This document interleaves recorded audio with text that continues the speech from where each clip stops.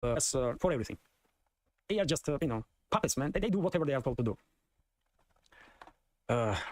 It's a shame for Europe, man.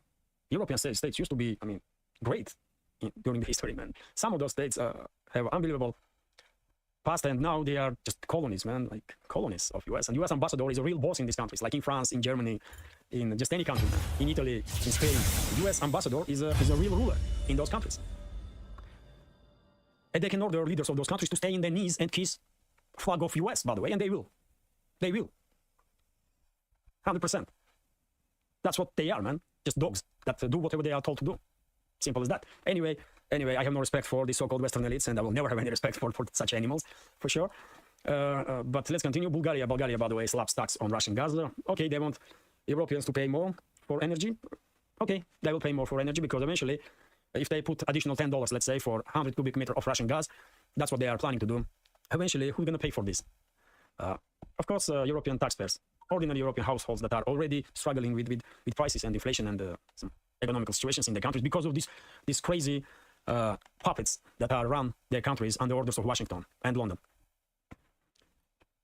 Let's continue, and RIA Novosti is reporting that, well, this is quite interesting. Russian exporters, big exporter companies, are now ordered to sell 80% of their foreign currency income on the exchange market. And, well, if this is implemented, then I guess Russian ruble, for some time at least, will not just stabilize, but maybe even get a little stronger. Maybe, but I'm not sure how long this measure will be implemented, will stay, and also maybe these big exporters will begin to conduct some, shady operations and move their funds, foreign currencies, in some offshore accounts. So, will it work? I mean, that's the question. Will this measure work? Because, Russian oligarchs and heads of these Russian big companies, do they care about Russia or Russian citizens or interests of Russia? Of course no, man. Of course no. They are puppets of the real rulers or true rulers of the West. They are anti-Russian extremist force and should be neutralized, in my understanding. And they will one day. Maybe Putin don't see them as a danger, or maybe he thinks he can control those oligarchs that are robbing Russian society. But there will be other presidents one day, and he or she will take care of those criminal oligarchs for sure that are robbing Russia and Russian society. And exactly this will happen now, by the way. If governmental officials think these oligarchs gonna play clean and gonna truly sell their income, foreign income, or income in foreign currencies on the market, they are very much mistaken, man. It will not happen. They will come up with some shadow operations and transfer funds outside of Russia. Anyway, 100% sure about it, man. In Russia, there is no oligarch that is not a despicable animal. All those oligarchs are criminals and should be in jail. 100%. And by the way, RT is reporting that EU probing X or Twitter over terrorist content. Well, EU is using any excuse to attack social platforms that they don't really are in full control of. And well, as we all know, Rumble is under attack in Europe, and now Twitter is under attack in Europe. And very same will happen with all the other platforms that not.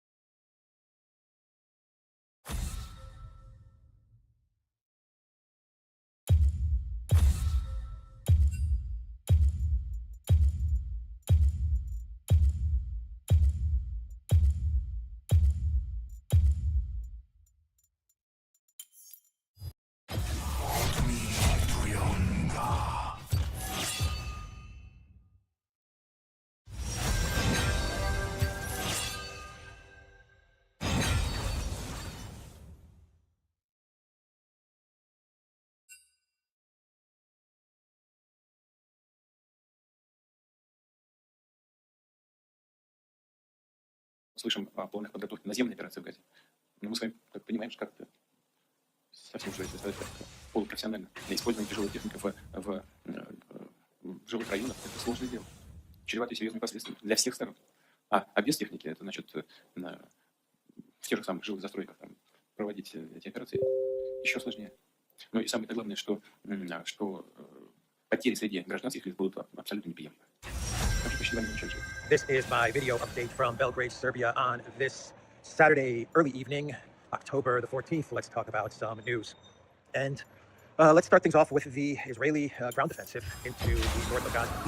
Now, there was a report earlier this morning which claimed that the Israeli Defense Forces, they allotted an additional 6 hours on top of the 24 hours for the evacuation of civilians in the north of Gaza to the south of Gaza.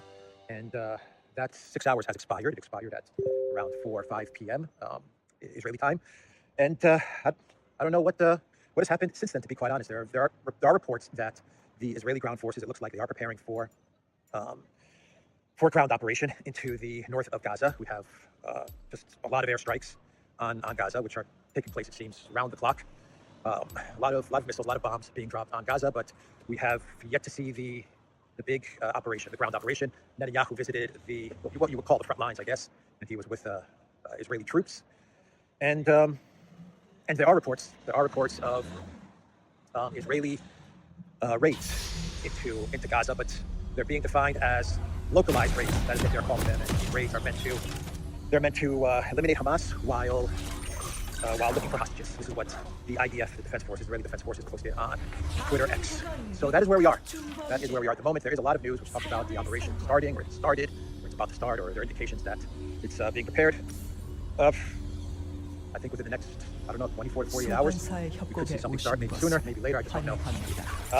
There's a lot of concern about this operation, even coming from the European Union. I was watching Alexander's video that he did today, and he said there's a Financial Times article which interviews an EU official, and that EU official says that they're concerned that this could be a type of ethnic cleansing. That is from the EU official, as referenced by the Financial Times. So for an EU official, for the European Union, to show concern about a possible ethnic cleansing in Gaza means that the EU must be feeling very nervous about what's coming. But the EU diplomacy is a no-show. It's a no-show. Actually, it's worse than a no-show. It's a joke. You had Ursula von der Leyen. She was in Israel yesterday, and today you had Baerbock in Egypt, and then I believe she did go to Israel as well. So the German foreign minister was in Israel, and of course she came out with the usual scripted lines. I think she said that today we are all Israelis or something like that, which is what she said when she traveled to Kiev when the war was ramping up in Ukraine. So they're kind of getting a repeat of everything that happened in Ukraine, the escalation that happened in Ukraine. It looks like you're getting a type of repeat in Israel, and you have all of these EU diplomats, if you want to call them that. I can't see what constructive input Annalena Baerbock can possibly add to this war, what she could possibly do to help get some sort of a ceasefire. Annalena Baerbock, she's probably going to do the opposite. There you have it. She's traveling the region, and she's making these scripted statements which really have no meaning whatsoever. Has no meaning at all. We are all Ukrainians. We're all Israelis today. These are meaningless statements from a meaningless EU diplomat. Anyway, Putin. Putin, he did say some interesting things at the CIS summit in Kyrgyzstan. They wrapped up after the summit, and Putin spoke to the press. And Putin said that the Hamas attack. Let me see if I have the exact quote here. Putin said, where is it? When you want to find it, here it is. Putin said that the attack on Israel was unprecedented cruelty. But he also said that Israel's blockade of Gaza is also going too far. That is also what he said on the other side of things. He said Israel has responded to the attack on a massive scale by doing to the both parties to think about the civilian population despite all the bitterness on both sides. And then Putin noted that there are 2 million people living in Gaza, and he said not everyone supports Hamas. By the way, not everyone supports Hamas. He said yet everyone must suffer, including women and children. Of course, hardly anyone will agree with this. So he's kind of talking about what we're talking about, kind of collective punishment that could be taking place in Gaza. And then Putin talked about how Russia can help to mediate a ceasefire, at least a peace. And Alexander talked about this. He ran a video specifically about Russia and BRICS and how they're trying to move towards a mediated peace with Israel and the Palestinians, and they're looking to take the monopoly of mediation that the U.S. has had for so many decades. They're looking to take that over, because what the U.S. has done has not resulted in anything really. It's been a failure over and over again. As we just said, that Russia is is uniquely and ideally positioned to mediate this war because he said that Russia, and this is true, Russia has an excellent relationship with Israel and has an excellent relationship with the Arab states. You can get to this quote here. Russia can help precisely because it has a very good relations with Israel over the last, say, 15 years and traditional relations with Palestine. Therefore, no one will suspect us of wanting to play along with someone. But of course, only if someone needs our mediation, which is always done only based on an agreement between parties. And Maria Zakharova, she made an interesting statement yesterday, and she said that the world will have to clean up the mess the U.S. has created in the Middle East. So Putin's going to be traveling to China in the next few days. He's going to be meeting with Xi Jinping. You know that it's going to be top on the agenda. And China so far has been pretty quiet about what's been going on in Israel and in Gaza. But you know that whatever Russia is proposing or what they're hinting at with the mediation, you know that they're consulting with China, and I would imagine that China would be fully in support of a Russia/BRICS type of a solution to this conflict. So, as we have been reporting with Iran, I think the plan is for BRICS to put forward a resolution to the Security Council to work towards some sort of proposal, some sort of peace plan, to put it towards the Security Council. The Security Council will undoubtedly veto it. The United States vetoes the proposal, and then it goes to the General Assembly, where I imagine a plan like this will be approved. Keep in mind, there will be a ground operation. I imagine a ground operation will be underway at the time when these plans are being pushed forward. But that's gonna be what it is. That's gonna be the reality of it. And once the General Assembly approves this plan, which would be non-binding, I would imagine that you would have BRICS, led by China and Russia. They would put forward some sort of a mediation proposal, even though the resolution in the UN would be non-binding. It would be based on a two-state solution, a two-state formula, and China and Russia and BRICS would create some sort of framework where there would be some sort of negotiated settlement, of course, in cooperation with the United Nations, and that would effectively, the plan is for that to effectively remove control of the mediation process away from the United States and into the hands of the BRICS nations going forward. I guess that is the plan. So that's what I got for you with what is going on in Israel and the operation towards Gaza in this war. Bloomberg, they put out an article today, and they said that the title of the article says, as Israel readies Gaza invasion, U.S. sees no plan for what's next. Chaos. It's chaos, huh? I guess that is the plan, is chaos. I guess the plan at this point in time is chaos. So it doesn't look like the U.S. or Israel really knows what happens if and when this operation gets underway, and what happens. I guess what happens if Israel gets bogged down. What happens if Israel is successful? I don't know. A wider war? Bloomberg says the Biden White House has no idea. It really makes you feel confident about the leadership of the United States, doesn't it? Anyway, the Associated Press, they are reporting that Saudi Arabia had decided to pause discussion on possible normalization with Israel. That was the plan that I was talking about a couple of days ago. Let's go this way. It looks like it's official now. Saudi Arabia is out of this three-way deal to normalize relations with Israel, which would then see Saudi Arabia getting military guarantees from the U.S. as well as nuclear technology, and in return, Saudi Arabia will recognize Israel and would also increase oil production. We're now in a pause. Saudi Arabia has paused this, and the last thing we are going to see is an increase in oil production. We're going to see the reverse. We also have an article from CNN with the title, U.S. intelligence warned of potential for violence days before the Hamas attack. So in this article, CNN, they claim, after interviewing intel sources, that the Biden White House was briefed twice that Hamas was preparing some sort of an attack. 2 times, a couple of days before October 7th, intel sources, they told the Biden White House something is going to happen. And according to this article, the intel sources told CNN that the Biden White House didn't really care. They were kind of like, we see these reports all the time and we're not interested. And one of the reports, which said that Hamas was up to something, was delivered to the Biden White House on October 6th. They brought that to the Biden White House on October 6th, one day before the Hamas attack, and the Biden White House just didn't care. This is according to CNN. And we have various Republicans in Congress who are now calling for the resignation of Jake Sullivan. Looks like they are trying to scapegoat Jake Sullivan for this intel debacle. Jake Sullivan, he came out with that statement a couple of weeks ago where he said that the Biden White House has achieved relative calm and peace in the Middle East. And that is the beauty and the professionalism of the Biden foreign policy, is that, yeah, there are problems in Ukraine, but Jake Sullivan said that at least the Middle East, they have calmed things down. And this was a statement that he made just a couple of weeks ago. And now Republicans in Congress, they are calling for Jake Sullivan to step down.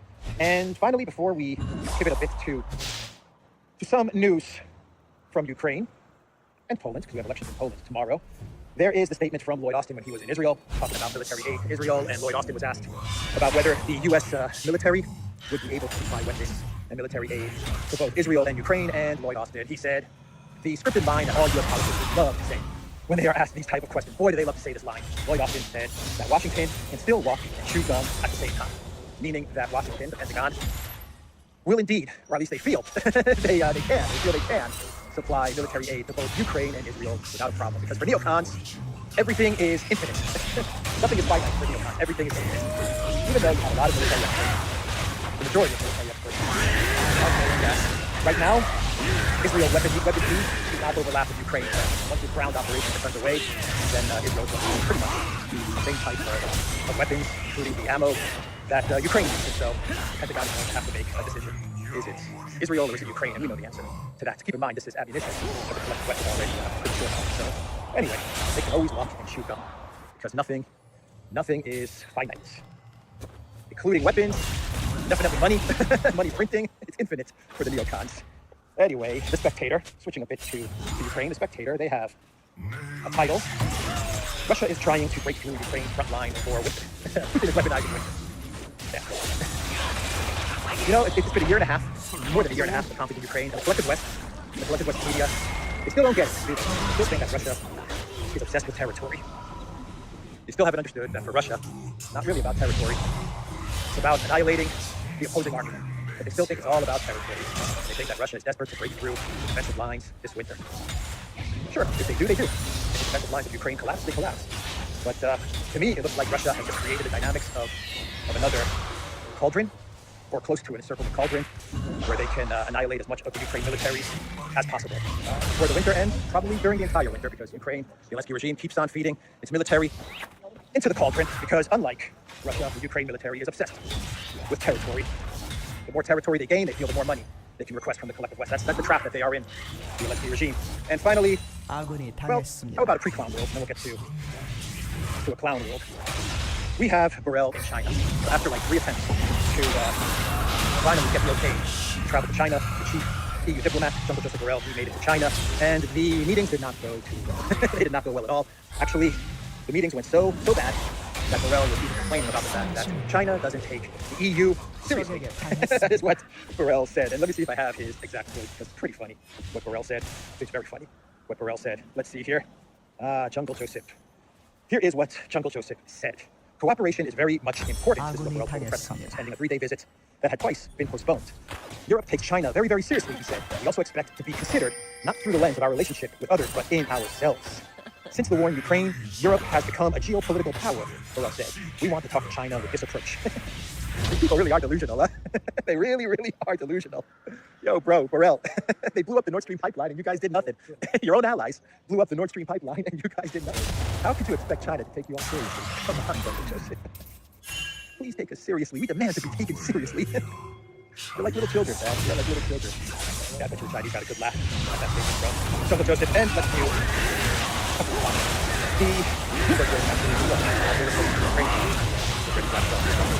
there when the flags are being swapped out. But we have Boris Johnson in our final clown world. He gave an interview to Ukraine media, and they asked Bocho, what's your feeling about Russia?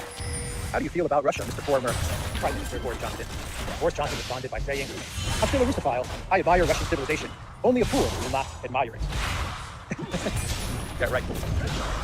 I admire Russian civilization and culture so much that I want to cancel it. I want to cancel it everywhere. That's how much I admire it. I admire Russian culture and civilization so much that I traveled to Kiev in early April 2022 and destroyed a peace agreement which would have saved the lives of so many Ukrainians. That's how much I love the Russian culture and Russian civilization. That's Boris Johnson, everybody. That is the video. TheDuran.locals.com. We are on Rumble, Latitude, BitChute, Telegram, Rockfin, and on Twitter X. And go to the Duran shop. Use the code TheDuran20. Get 20% off all merch. Take care.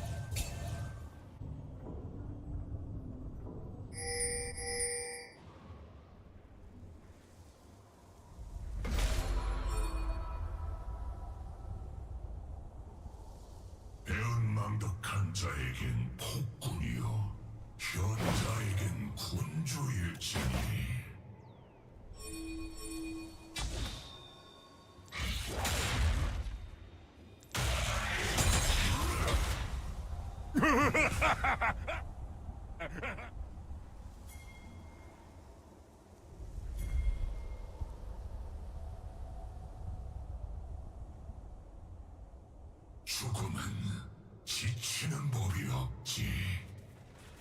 제압되었습니다.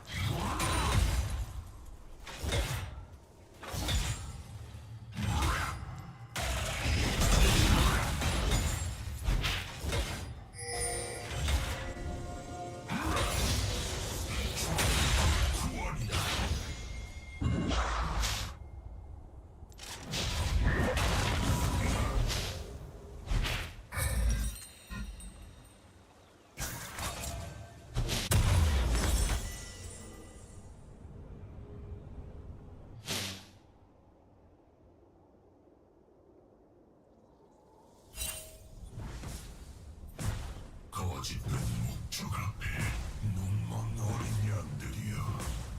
내가 올바른 길로 인도해 주마.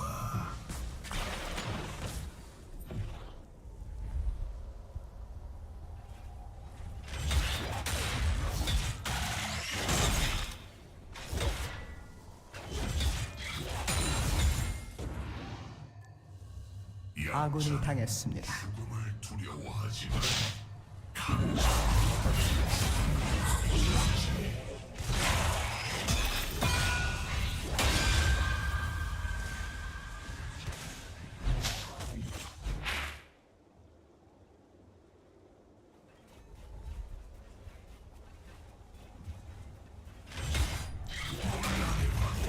주였다.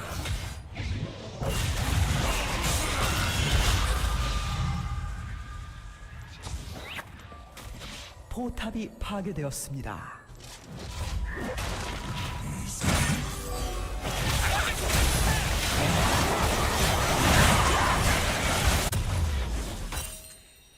아군이 당했습니다.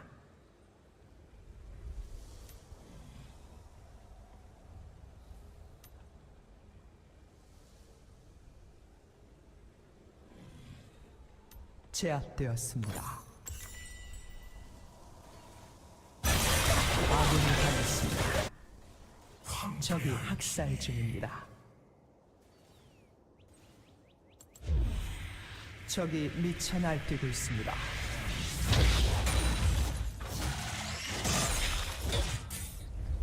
소환사 한 명이 게임을 종료했습니다. 패배.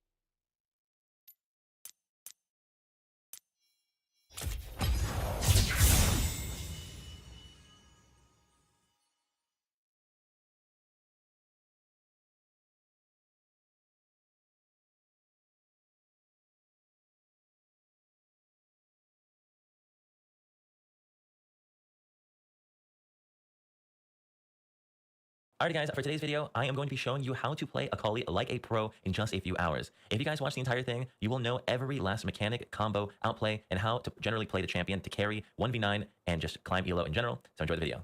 Going against an Ahri matchup, she is Platinum 4.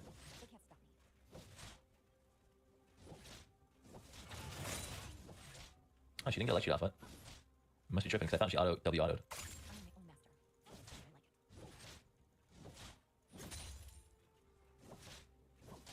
Yo, what's up, Silver Prince? How you doing? Ow.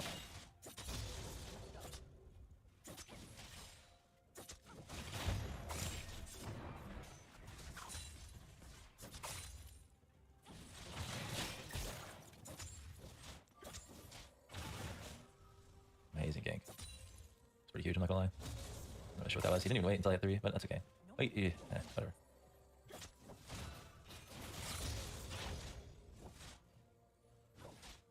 It'll be better than E, just depends on the matchup and where the wave's at.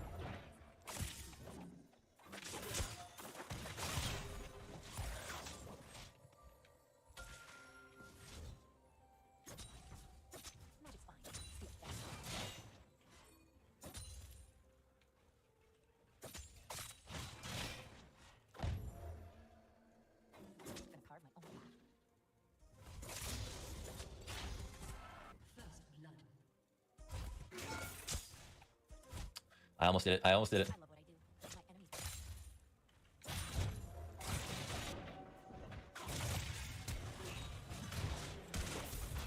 I tried to get the flash out.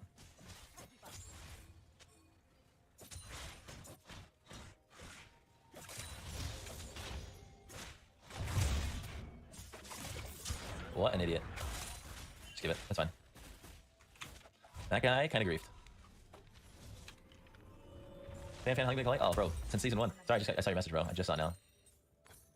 Oh, jeez. Okay. I forgot to E into range champion. Yeah, that makes sense. That's pretty accurate. I've been going with W more, level 2, as like a general rule of thumb. It seems pretty clean. Have you ever used Riftmaker, Kali? Of course, dude. I've done it like 100 times, but it's just not as good as Rocket Belt.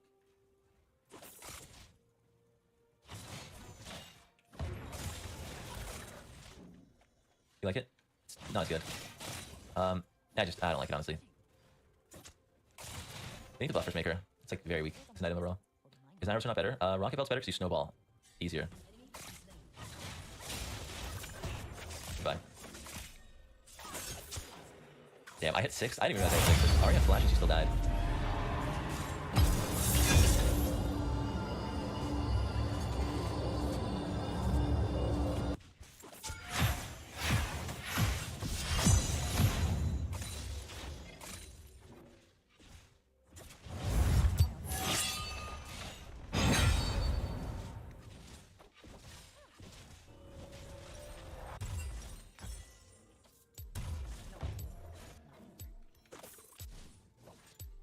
I was gonna say if you're watching mine, something's ever. I appreciate it, bro. Thank you.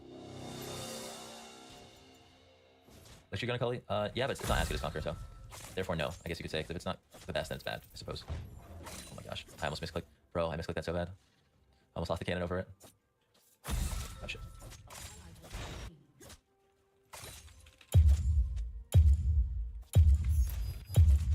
지금 내가 두렵다는 건가?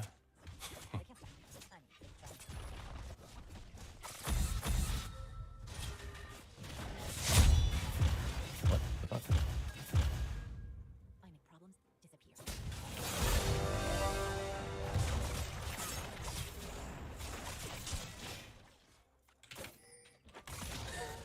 I had to jump as many walls as possible there.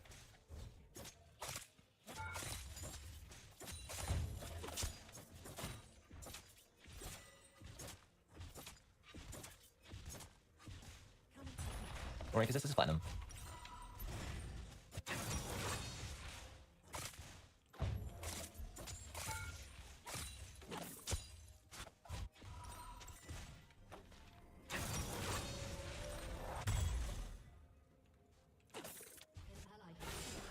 Yari's running a lot. Respect, honestly. Huh.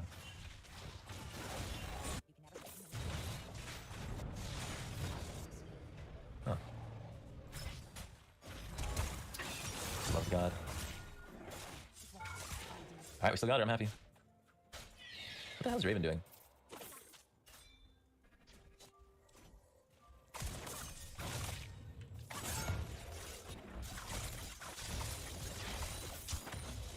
You know what? I'm gonna leech a little bit of plating and then go back. Just gonna auto it once. Help me, team.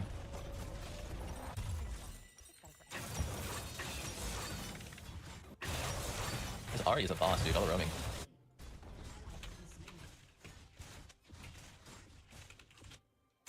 Really trying to beat me up for real, dude. He's probably too busy like blasting like fucking hard step or fucking hard style. Can't think of the word. Derp.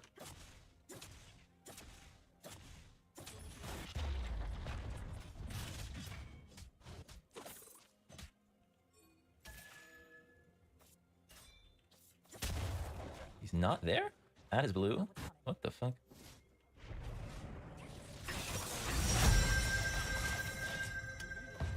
What a bastard champion. Alright, she got cucked out of fights, that's good.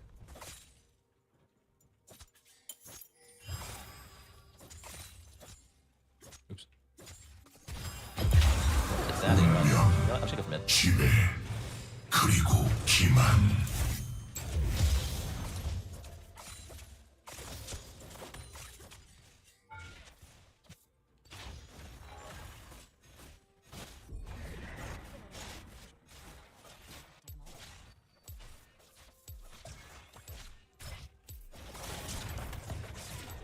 Nice. We played Vision so well there.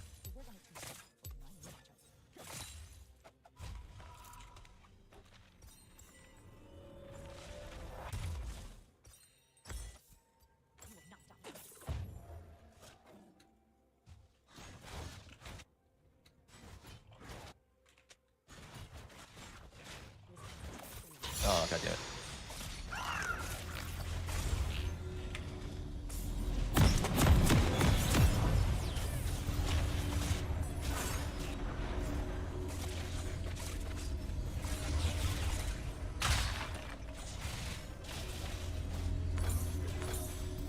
이 몸이 바로 영원과 망가 그 사이를 소환사의 협곡에 오신 것을 환영합니다.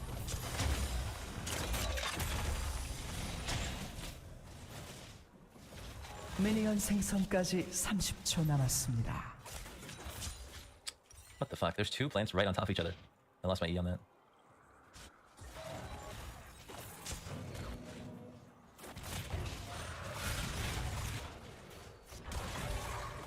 Bye bye, bitch. 강철 주먹으로 산자를 평정해 주마.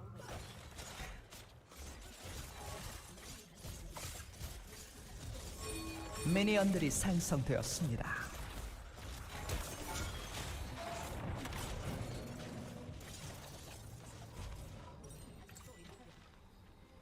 Yeah, game's over. Oh. 모든 영혼이 나를 섬기리니.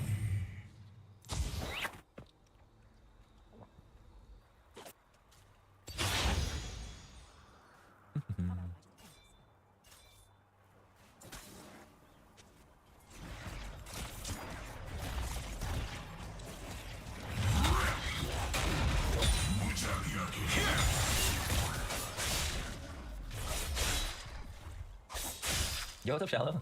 Welcome to the stream, bro. I'm glad you make it.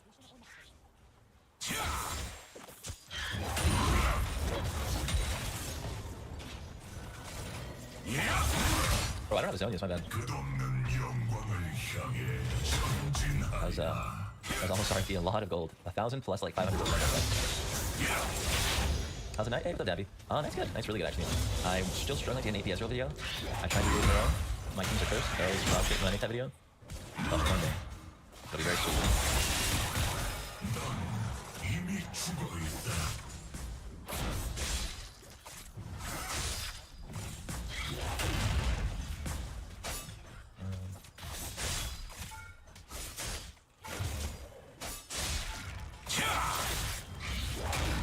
What?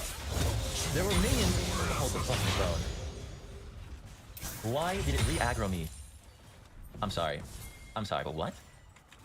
I don't know. Not yet, dude. I killed Wukong and then it re-aggroed me. Like, I had Rocket Belt, or I mean, I don't even know, man. That was so stupid. Oh, man. Undeserved death. It's okay. Not a big deal. It's clone damage to count, but I didn't touch his clone. But... Sounds good, fan. Night, night. Thanks, bro.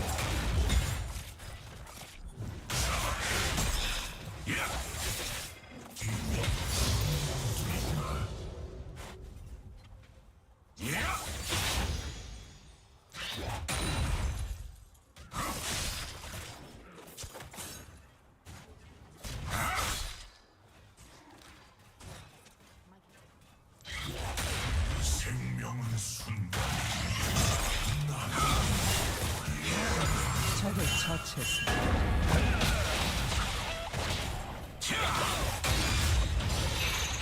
You think they get MR? It's way too early for the MR, unfortunately. That's the thing, it's like they're building it, but they only have an item, you know what I mean? Kind of like they're in like second or third item situation.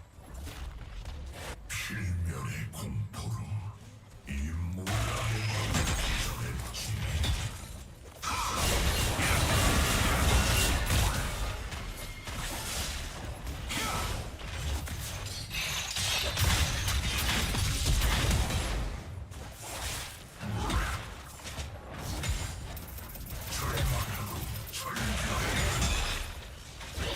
Unfortunate. When Wukong showed up, I was like, oh, let's try to get Draven. That's what he's always down. Goodbye, stack. Unlucky.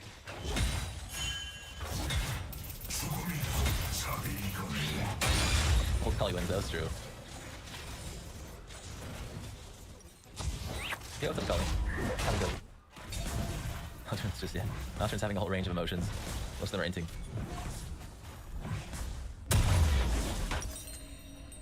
If lane, Graves mid works, same shit over top, just less map pressure. Graves top is legit. Just very not picked. I think bad though.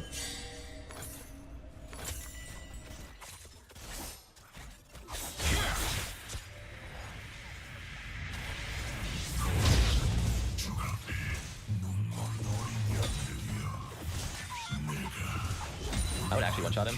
I just didn't realize he was on.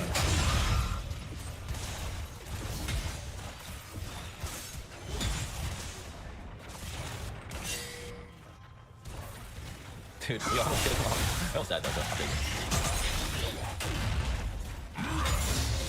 End the game. Alright, we gotta kill for a minute. In like platinum and diamond, let's go. Very cool stuff. I'm happy about that. GG. Alright guys, we are going against a Urgot. This is gonna be a tough one. Urgot is incredibly strong, incredibly tanky. He has a lot of poke, he does a lot of consistent damage. Kind of like a ranged top lane version of Poe, if you think about it. It's very strong and too tanky for the damage he does, put it that way. But yeah, we're gonna be going Dark Seal start, Urgot. Conquer, Presence of Mind, Tenacity, Last Stand, Second Wind, and Overgrowth. Just looking to stay healthy in the lane. There are always times to strike, remember. We've got that juicy Shroud, and if we play these combos right, if we can wither him down, we can win the lane, but we can't take bad trades. Oh, Shicep with the rate of 115. Yo, SO Shicep. Guys, check out Shicep. She is the fucking, she's the OG Rengar guy, best Rengar NA, literally. That other guy, we don't talk about that other guy. Shicep's the best.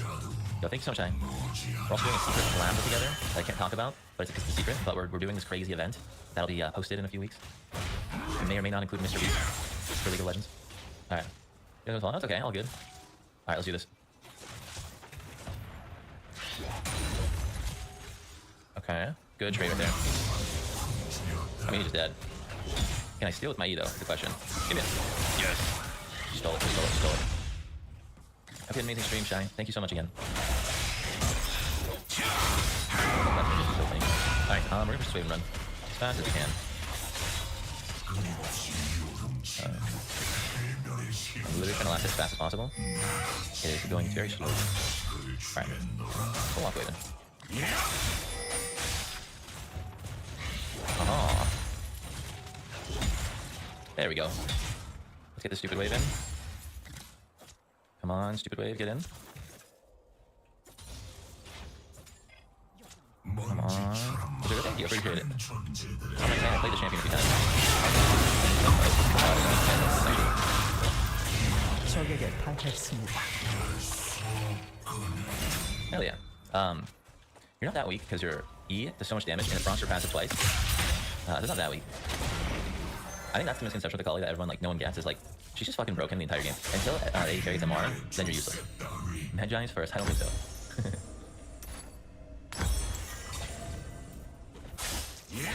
Okay. Oh, we're down like 10 farm. That's funny.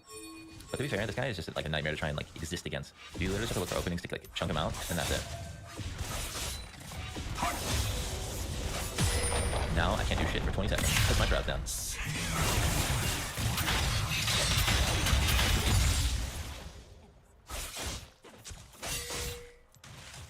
He's just dead.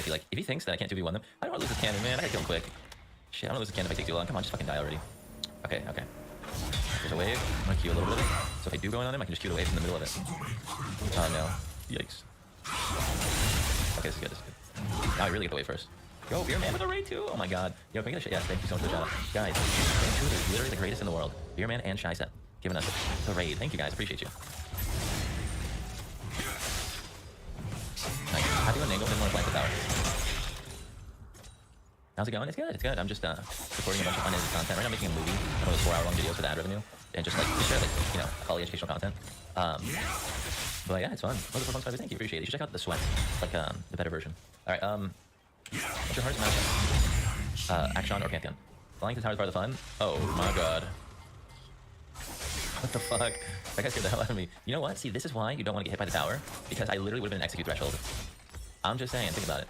Top rank actually pretty bad basic quality. That is true. That's very true. Top lane. I'm not gonna lie. I don't think people play Rengar in NA at all. Like, it's like an insane champion to play, like super mechanical. I think NA players are too fucking stupid to play it in general, because your average NA player is like, well, I can't play Rengar and have McDonald's at the same time. But I think that's why there's only like a few really good players for Rengar, but they're like I just don't see her play too often. He's not exotic top. Oh, is it because like one usage? Oh. Dude, he's not worth anything anymore. That's really early for him to be like zeroing. Obviously, Shine said you are not a McDonald's gamer. Just have to make that very clear. There it is. I had a feeling he was gonna pull me in the ass. I'm a McDonald's gamer. At least Burger King? No, you're an in-and-out gamer, come on. Top of the top. That's like the challenger of fast food. Alright. This way, people will be watching this in like 3 months from now because these like long YouTube movies just keep getting views. And they're gonna be like, what the fuck is this conversation Pressure was having at 2 a.m. 2 months ago. Alright. I really wish I just gave people a burger, I'm not gonna lie. I like Burger King, no one likes Burger King. They're lying to themselves, but they've never had better food if they like Burger King.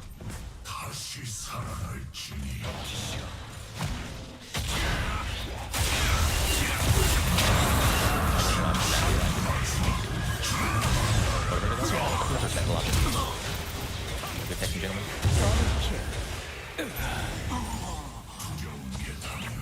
I'll drop my alternator. Oh, Beer Man, thanks for the gifted. I'm that fatty. Who's that? Their friend. Dude, I fucking dare you, bro. That's literally.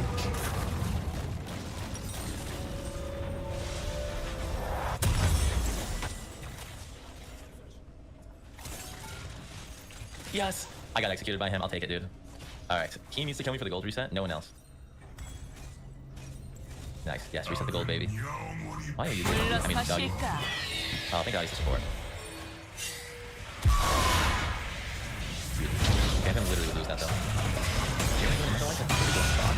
Thank you very much, man. I appreciate you. I hope those are more better. The blank is good. Black dog is being good. Your man has another one. Your man just on a trigger happy right now. Click, click. Thank you very much. You're trying some new friends, thank you, and friends. Oh, okay, yeah. I'm glad you separated him from the friends. I would never trust that troll. How are your solo queue games? Oh, they're horrible. Dude, they're so bad. I've been having this internal dialogue. Are you mentally tough? Or are you mentally getting trolled for hours a day? Like, have a good mental. It's like, what if I just respect my time? And what if I don't hate myself? I feel like I'm starting to think that like people that are quote unquote mentally tough enough to play and get trolled and deal dodges, it's like, well, maybe they're not so tough. Maybe they just have nothing better to do. Yo, one more time. Here comes another. I appreciate it very well. I never dodged. I mean, that's awesome, honestly, because it just takes so much time out of the game. Turn around, man. I like the adventure, and half the time we literally get a blue.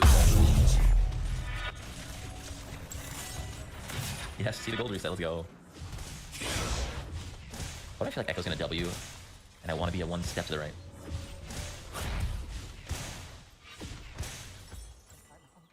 I'm definitely diagnosed too. I can never fit Chandra without it. You know, to an extent, I think we all are if you think about it. If she makes me want to call, you should. She's very similar playstyle to Rengar, but the problem is, she's also very hard to play. So you're gonna be like, it's gonna take a lot of time, like kind of like how Rengar takes a lot of time to learn. What's gonna matter if I didn't rework her? Dude, I'm so glad they did. That was like the best thing ever. She's so much fun to play. He doesn't use transitions. Oh, I am. Wait, no, I don't. You're right. But they're beautiful. I mostly don't because like the streams are chill right now. If League ever gets juicy again, and like I care enough to like put in like the real effort, then I will definitely use it. But for now, I just use it one stream. I don't use anything else. Dude, they're so beautiful. I really do appreciate making it for you, man. That was very cool. You didn't have to do that. Where's Urgot? Damn it, Urgot. You seen anyone for a chase? Wait, you made one for Greg? I did not see that. Wait, I want to see that. you send it to me, I'll play it after the game.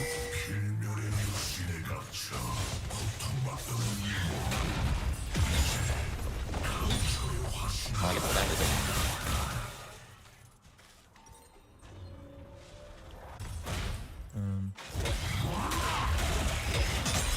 Alright. Post game strike, thank you, appreciate you.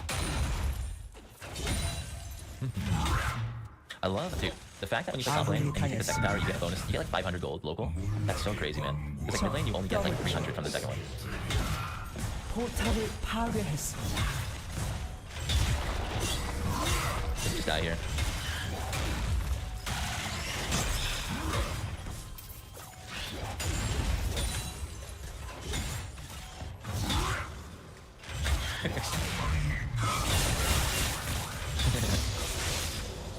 아군이 당했습니다.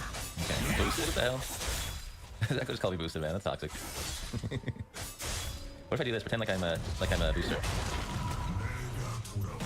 포탑이 파괴되었습니다. That was gold. 아군이 당했습니다. I'm hitting with the boxes that when you try to type in a different language. 제압되었습니다.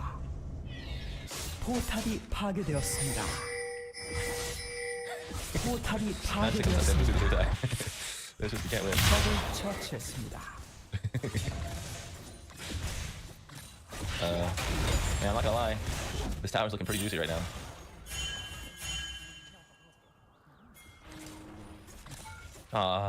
아군이 당했습니다. Damn it, cannon.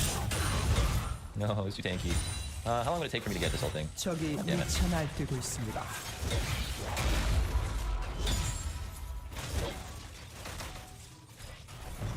This is so toxic, man. 4 people.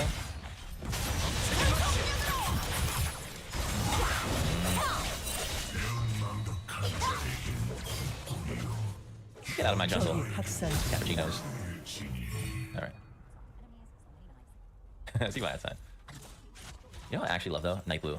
I met him in real life at Worlds. Bro, he is literally the coolest guy ever. And he's so chill on stream now too, so it kind of matches. But bro, you'd think like, I don't know, because he's been around long, so there's always dramas about everyone, but like he's actually like one of the coolest guys. Doing some Rengar? Oh shit, hell yeah. That's sick. Yeah, he's literally the coolest. Nicest guy. You know, you got a bunch of PDF files, we got a bunch of like, dude, it's crazy. We call that character growth. Yeah, true. He definitely, I can tell you one thing, he doesn't have an ego. For being so like rich and famous, he has no ego.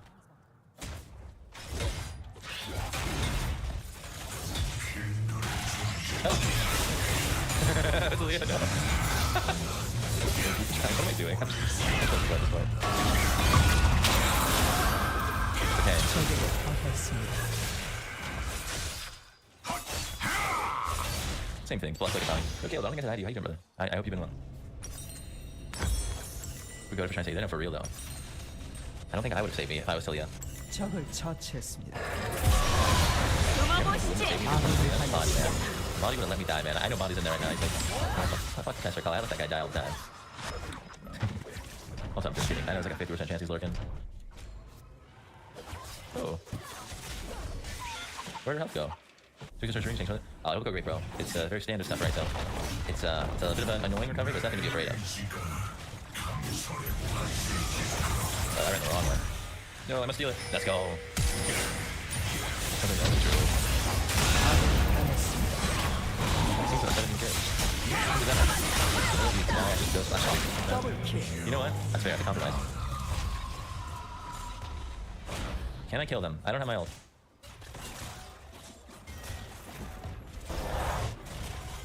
I have a... I should have taken out my ult because I waited until right after. Okay, how much we got? AP. Useless. Okay, we'll go, we'll get a little bit of that. Boom. One else. Solo, Renekton, only here.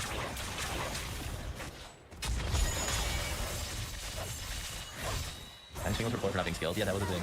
Dude, it was so nice because it just like lets you get frustration out. But it didn't actually do anything. That's the funny thing. It literally did nothing. It was just like a release. Just like Riot releasing gas onto their employees. You think Riot of all people would understand the importance of that? Is that a fucking double buff I see? Yeah, let's go. Hold on, we need the double buff. I feel like we need to really revisit this. Oh my god, like a predator? 처치했습니다. Yeah. Come on, how'd that miss? Alright, dip out. Oh my god. Yes, doubles. I'm so happy. I'm so happy. I'm so happy. 아군이 당했습니다. Here's the reality of the thing. If Pantheon was running at me, Lux is with him. If Pantheon wasn't running, oh, now you did.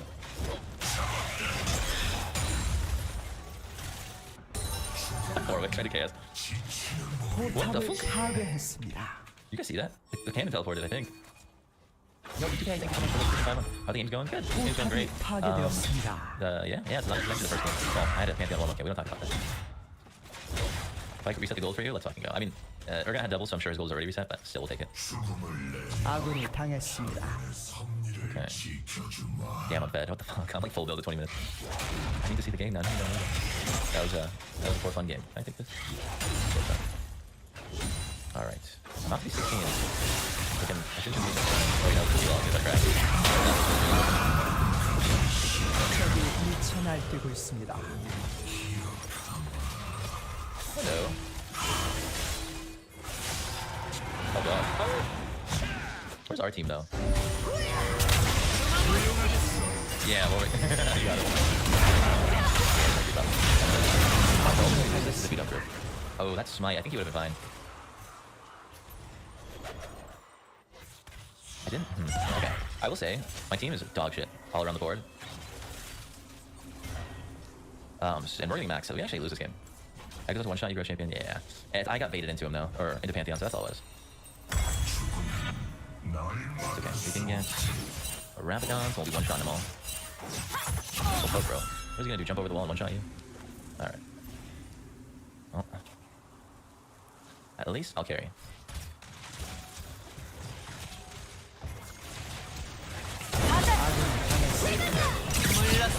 적을 처치했습니다. 제압되었습니다. That was pretty close. Yeah, that's a Baron. Great idea, gentlemen.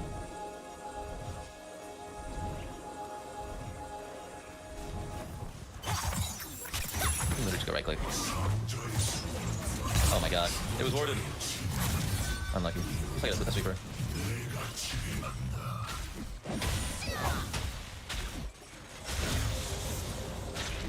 Nice. What are they doing? Urgot's griefing. Let's go.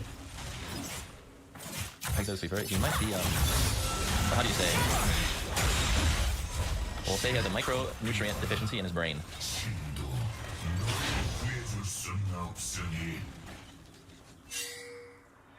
Yes, this Mike is a cappuccino. The blood in his brain has been replaced with cappuccino.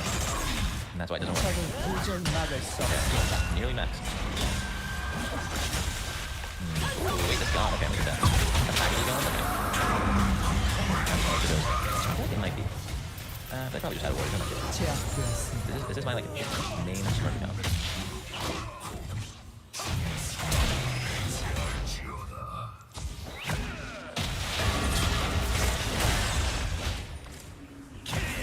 적에게 당했습니다.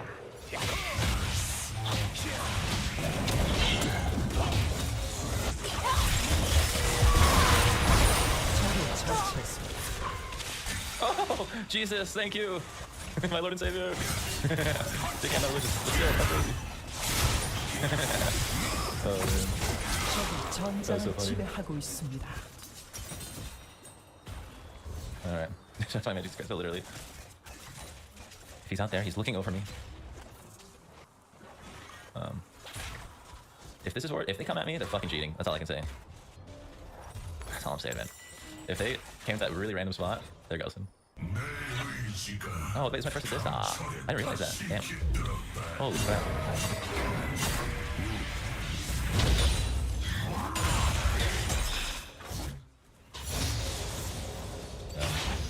Okay. That didn't work. I need to avoid Sapphire. What am I doing? Huh.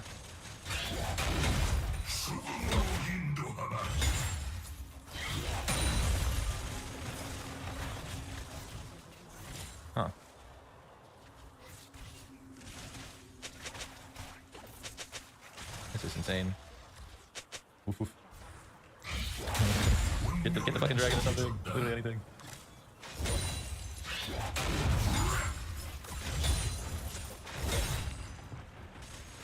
I tried so hard and got so far, but in the end, it doesn't even matter. Oh, man, dude, I just dodged it. Man, that was bad.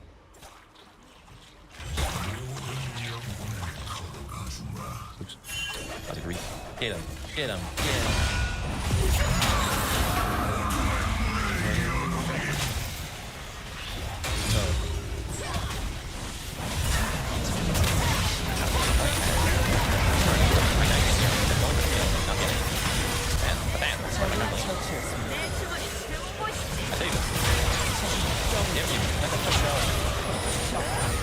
You know what? I'm not gonna run. Physical disease, that would be a great idea. It's like all like old metal. Okay. Yeah, Warwick. Wait, that Ezreal was almost useful, damn it. Oh no, my entire team's struggling. No, there's no way. Dude, this is so funny. Okay, they actually got it. Wait. That was like the most insane Iron 4 like spectate that I've ever seen.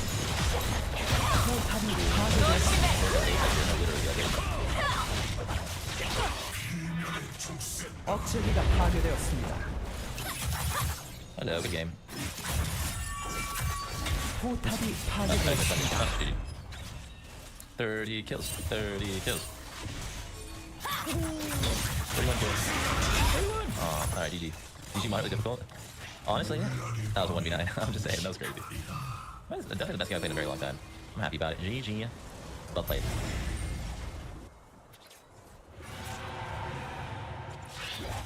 Wow. 적이 미쳐 날뛰고 있습니다. 적은 전사. Honestly, 죽어서 내 것이 되어라.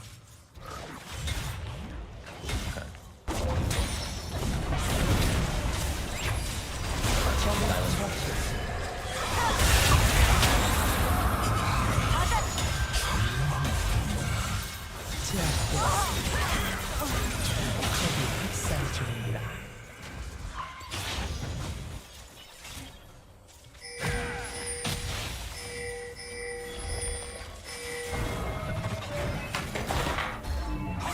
Jesus. I know.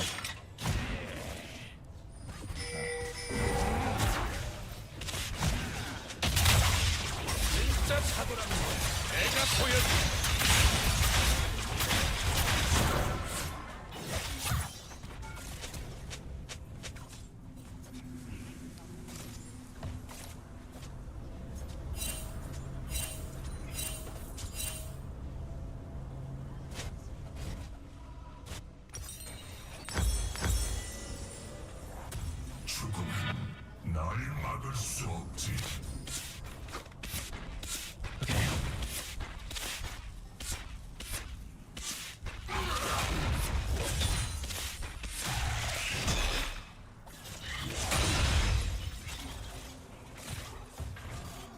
허약한 육신을 벗고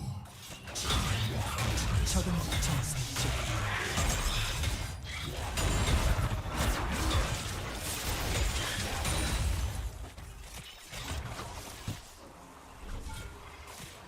Wow, that was really close. I needed energy. I was really banking on getting enough energy at the very last second. Jesus. I was gonna shut down.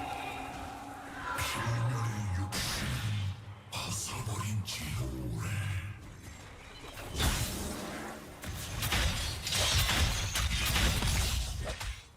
Huh? I right-clicked, you stupid fucking game. Dude, fire them. Whoever coded that right, fire them. 어리석긴 실컷 저주해봐라.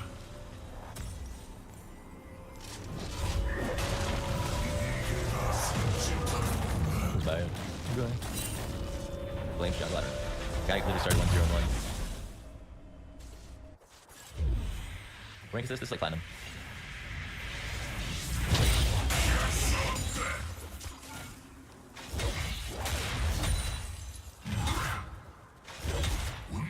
Silver gold? Why don't you look again?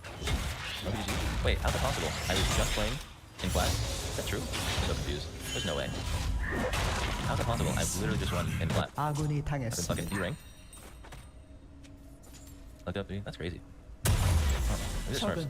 전사 중. 포탑이 파괴되었습니다. 억제기가 파괴되었습니다.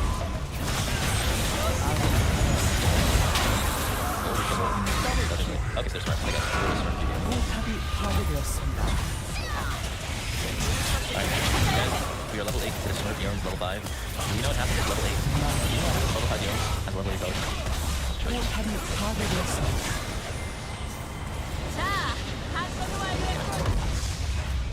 패배. Anyway, just die. Get out of my face.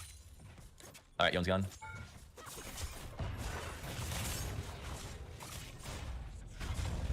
Okay.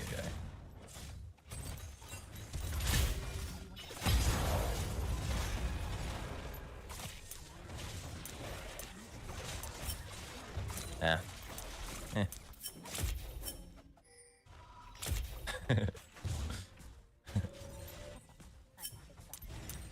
I needed that cannon, bro. I'm literally gonna be like 50 gold off my rocket belt now.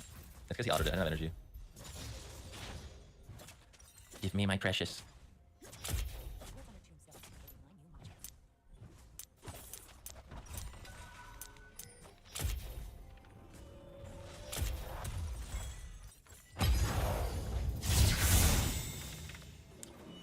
Look up Yon. He is silver one. He is a Smurf, bro. Hold on, let me check this. It's a flat game. Oh, dude, fuck off, bro. Just, I don't know what your deal is. Hold on. Just in case you're like mentally ill. Look at this. They're all platinum. Seek help, bro. Your meds aren't working. All right.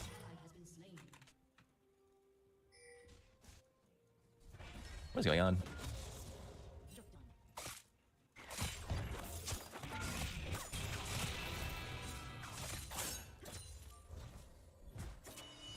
Yeah, he suffered 2 months, so thanks for $10, I guess.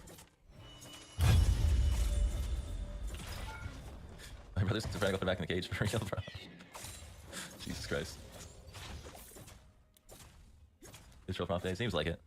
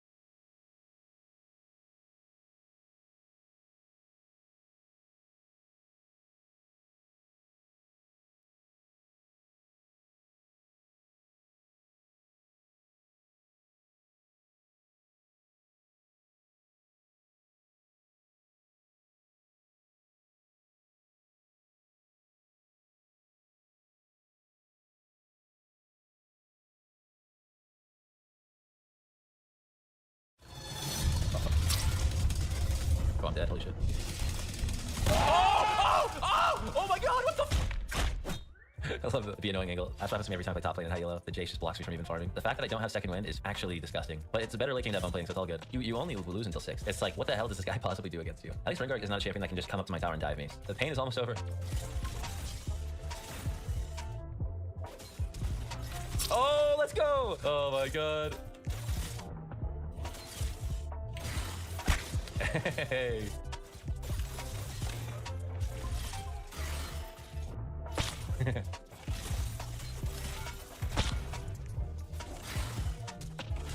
Oh no way.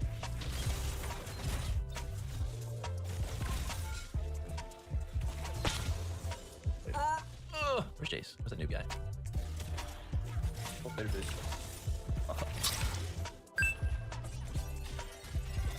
Oh, I'm dead. Holy shit. Oh my god, what the f— Oh my god, I just got the full fucking turret. That's crazy.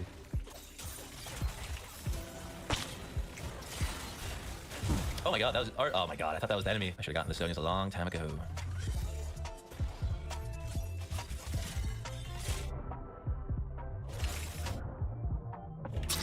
Yeah, to be fair, I am completely inting, but it's okay because I tried to sell this. I'm kind of just inting. But I don't want to. I don't want to sell it. All right, press hard, press hard, press hard. This is it. Goodbye, world. I'm fine, I'm fine, I'm fine. Help! There's a Rengar. Yeah, I think this is a recall angle. Oh god, not this guy. Yeah, this guy's a fucking shit. I'm actually just. Alright, I'm sorry. I think I'm trolling. I'm gonna go Flankerino. Go for the Flankeruski. Yeah, oh wow, Cows 2 HP. I missed that. My bad. Wait, there's no way this guy's serious right now.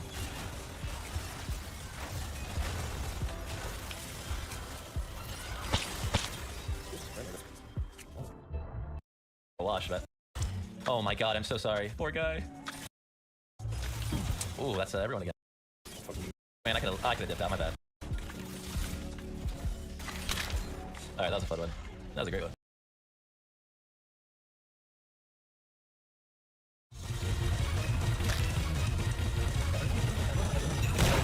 Oh my god, no one can fucking match me though. Let's go. First Akali rank game, I am actually so nervous, it's insane. It's honestly embarrassing how nervous I am right now, but we will be fine. I'm gonna go ring, since we do win the lane against a TP Riven. Good trade. She does not have Ignite. Need to remember that. Well, I guess we're diving. Oh my god, she actually went back. Oh, that's stupid. Alright, Miss Cannon, waves pushing. I get ganked now.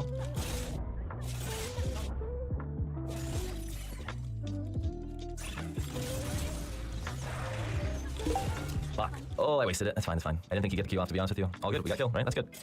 Alright, we're up. A lot of CS.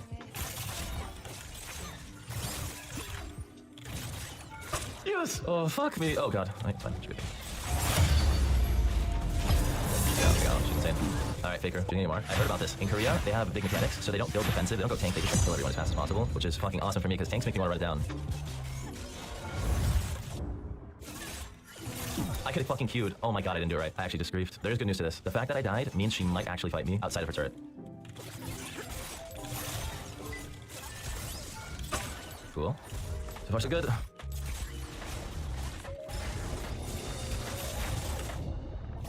Okay, that was a bit harder than I wanted it to be, but it's fine. I need to just ult immediately. Didn't think I need to, and I just ended up whiffing it.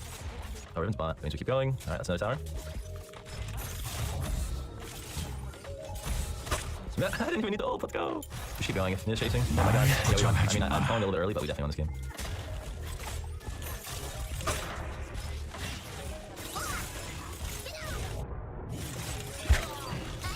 Nice. No, I could have followed that. Fuck. Okay, it's fine. We're going. I got stop much Riven ult.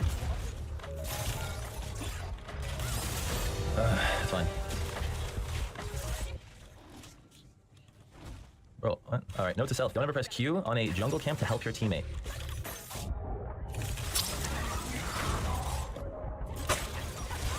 Oh, I didn't use it. That was slow. Yeah, they win that. Let's go. Let's go. I would say 1v9, but Kai's is insane.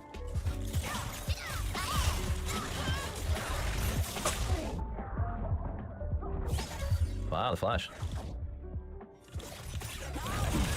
Honestly, I could've played that better. It's fine. Did not see that Nico there. Guys, our first game of Akali in Korea is looking to be like a pretty hard 1v5. Plus Kaisa. Plus Kaisa. Alright, let's use for tuning. What the heck? Why is this guy here? It's not even good. Use a potion just because I might be able to kill him now, so I want to be healthy. I actually suck at this fucking game. I'm so sad. It's fine. It's fine.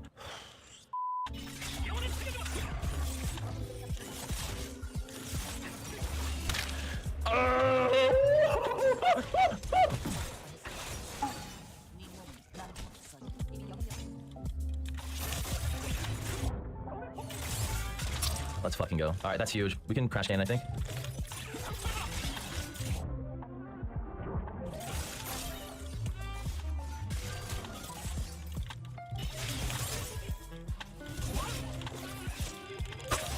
Let's fucking go. I'm gonna be careful here. Alright.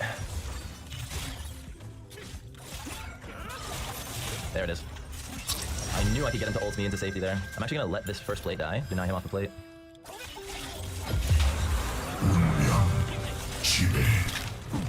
Oh, that's fine. Yeah, we got it. Right, we don't get that giant gold bounty, but that's completely okay because our team gets it. We gotta be team players, smiley face.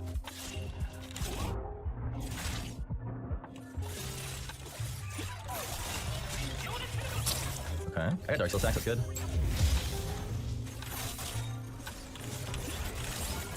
I could've queued. I'm just fucking trolling, honestly, it's fine. He just jumped into my E, let's fucking go. Maybe right after this. Oh, the FF. Alright. Thank you, thank you. Top lane against Cassante, yeah, better matchups for our one tricks. We thought so, and then it was Tilia. But that's fine. Should be better than Cassante for you. Oh, so much better. Like, unrivaled levels of better. Oh, My baby. champ is chicken. Thank you. I'll build up a fat wave to push into them so I can use that. She's dead. Sometimes it's also walking back on your TP. I enjoyed the mid lane. I'm not gonna lie, this buff makes it so counterpick is like absolutely a fucking breeze. I don't mind being popped as long as my like mid laner is not like brain damage. Oh well. Yeah, then you're out of luck. And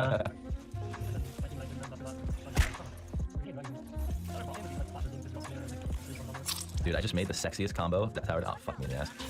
yeah, you will. Huh. Oh my god, I'm actually gonna kill him if he stays too. Wow. Wow. Oh, Jesus. So aggro. Like so bloodthirsty, man. They're like calming them off. Get him off earlier and then he ready to put the tower. I actually shot him in the flash. Like Uber. The first few games, like everyone had like the most insane. Oh my god, no one can fucking match me though. Let's go. I'm not gonna lie, this game has been pretty sexy so far. I'm on my way down. I mean, he's dead. Yeah, he's dead. 소환사의 협곡에 오신 것을 환영합니다. What if I stayed? You get this tower. How about it? Yeah, what if I don't board? Wait, let's. 미니언 생성까지 30초 남았습니다. And then you know. Thank you. I literally one shot him and didn't even need to ult. I am so stupid fed.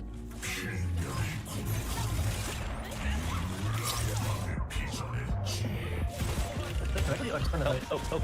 I'll turn the fight. I'll save you. No, Oh, I'm dead. no.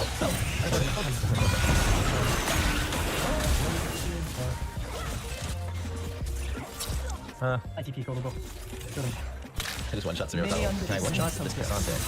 What am I doing? Can I do it? I cannot. Jesus Christ, I don't do damage. I'll broken chain moves. I already know, but yeah. What? They pulled me out. I got 40 dollars. Jeez. I think damage. 적에게 붙었습니다. Bad my health. 적을 Not 처치했습니다. recommend I think I just did. Just stop that. 아군이 당했습니다. Yeah, that was him. Oh my god, I fucking know. 적을 처치했습니다. AC should just be freezing him. You know. Oh my god, I'm insane. Oh, you're so Holy cool. shit, thank you. I don't lie, dodging skill shots is so insanely easy. With one ping, it's just not even fair. I really feel like the value of champions that like have skill shots is so like lower than low ping. Oh, there's one here.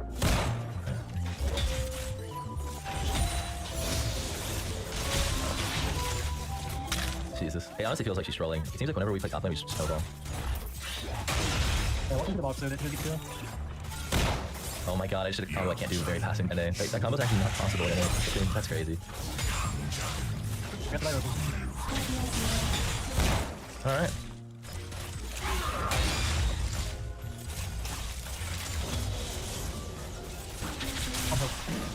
Nice. Nice. I get free stacks for running down the field now. That is so good when you type for like a stock thing.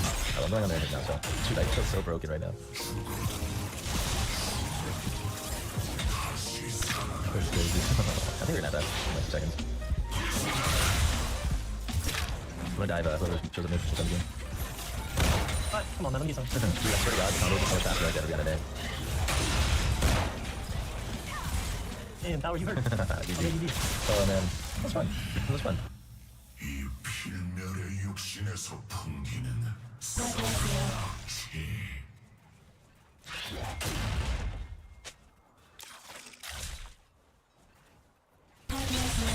방출하세요.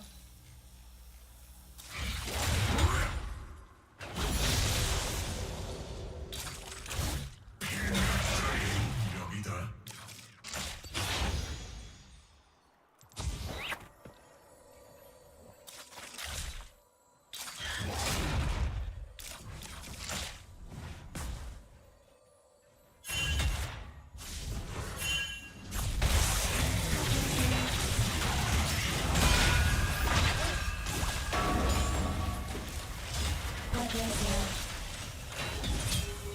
적에게 당했습니다.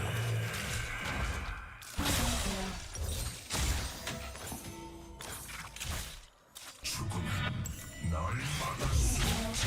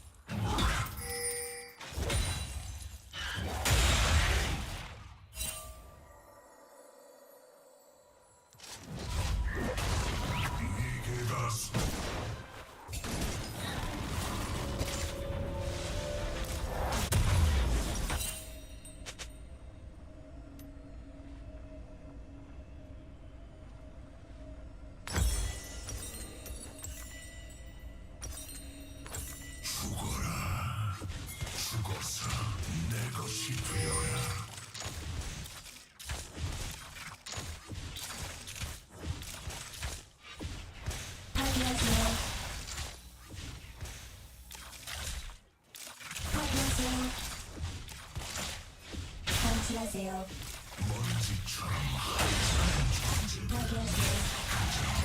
그저 사라질 뿐.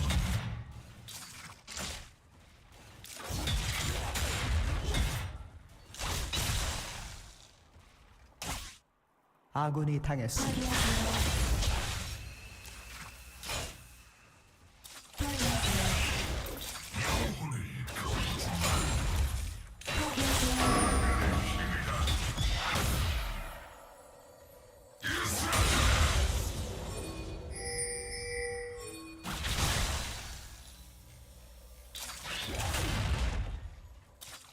죽음이 곧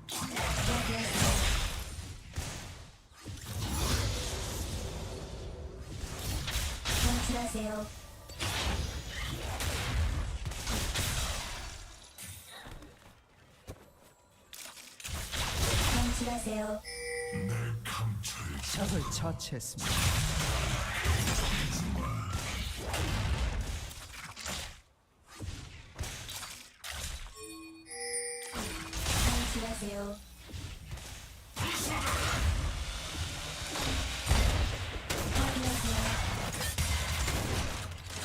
실컷 빌어라. 널 구해줄 순 없으니 적에게 당했습니다. 피할 수 없거니.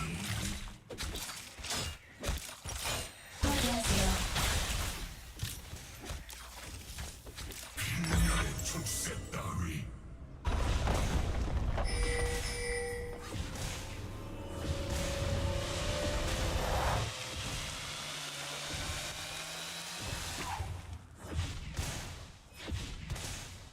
아군이 당했습니다.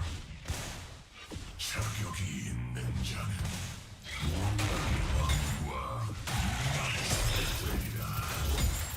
아군이 당했습니다.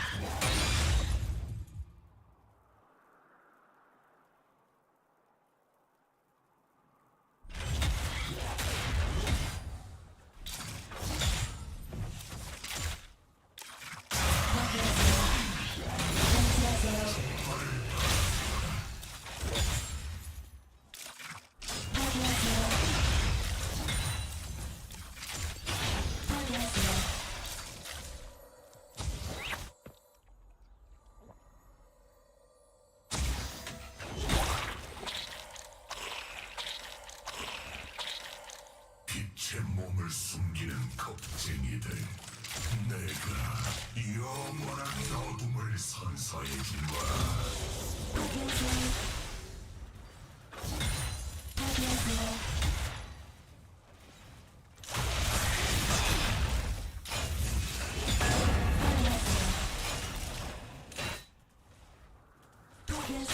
영석인 실컷 쳐줘봐.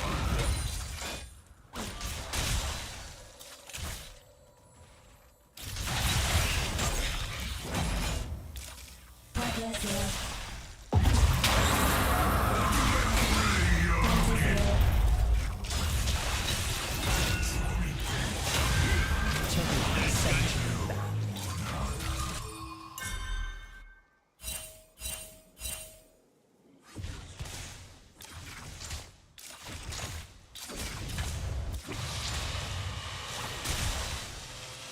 내 의지가 강철에 다시 깃들었다.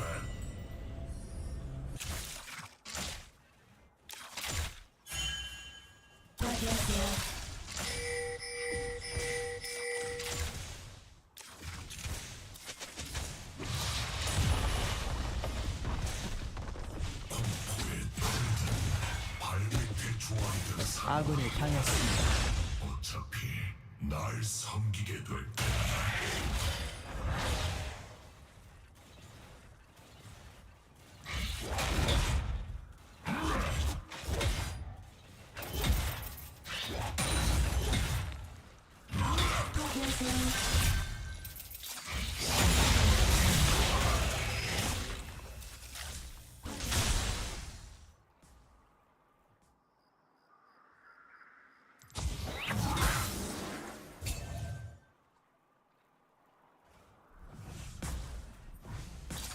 적을 처치했습니다. 영혼을 보여주마.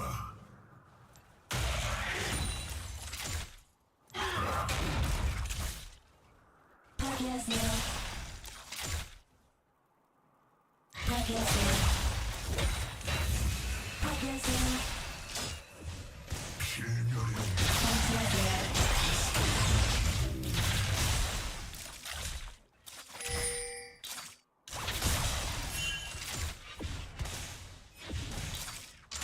파괴하세요. 파괴하세요.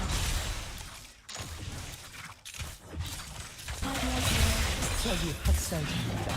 끊임없이 제압되었습니다. 필멸의 심장. 적이 미쳐 날뛰고 있습니다. 적 더블킬.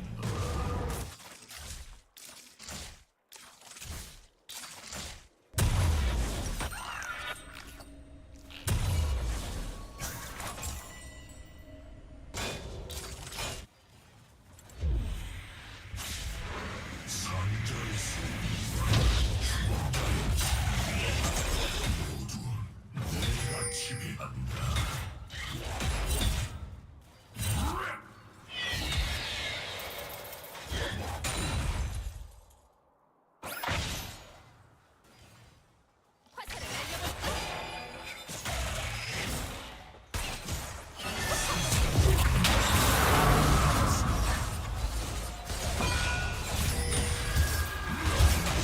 적에게 당했습니다.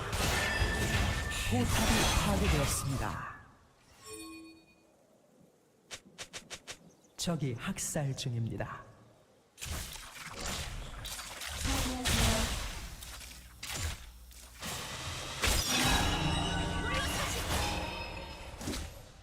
죽음은 날 막을 수 없지.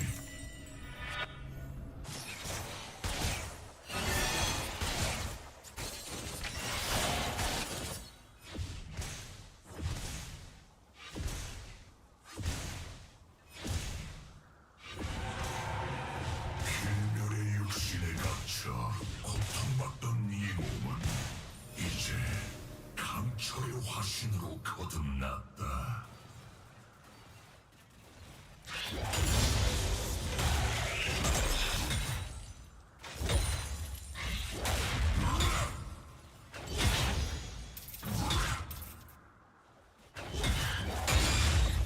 영원을 약속하마.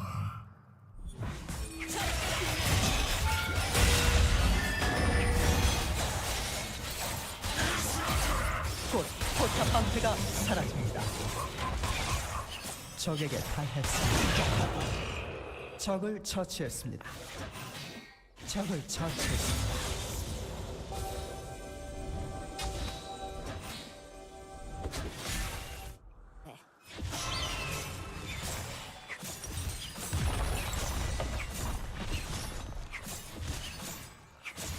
필멸의 족쇄 따위.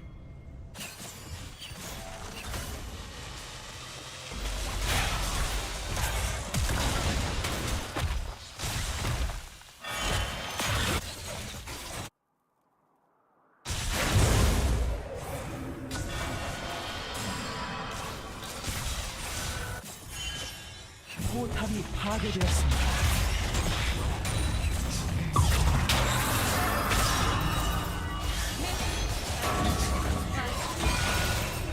적이 학살 중입니다. 냉기의 화신에 상대한 결과는 죽음이지.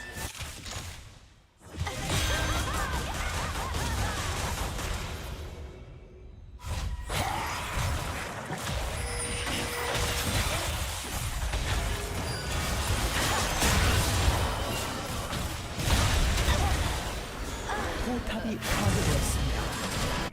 적이 전장을 지배하고 있습니다. 다시 깃들었다. 제압되었습니다. 아군이 당했습니다.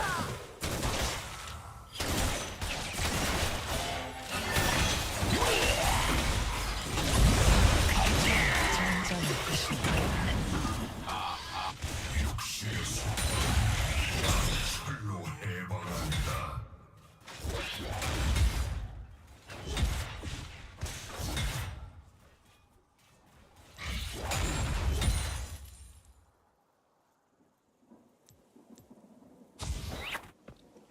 아군이 당했습니다. 포탑이 파괴되었습니다.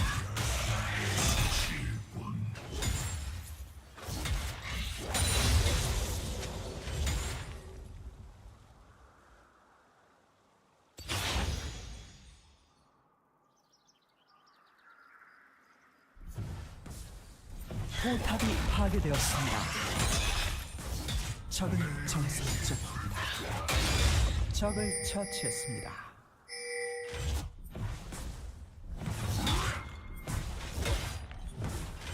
제압되었습니다.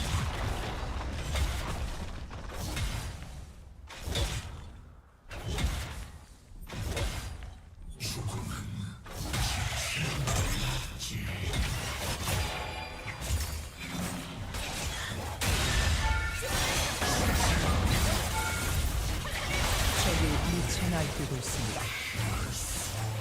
눈도 깜짝 안 한다. 적을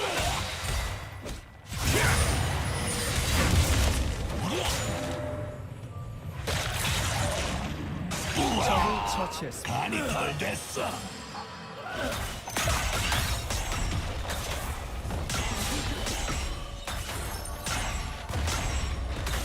포탑을 파괴했습니다. 죽음은 날 막을 수 없지.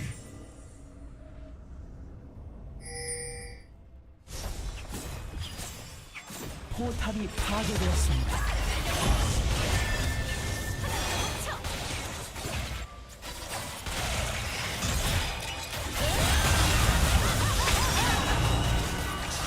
강철에서 안식을 얻으리라.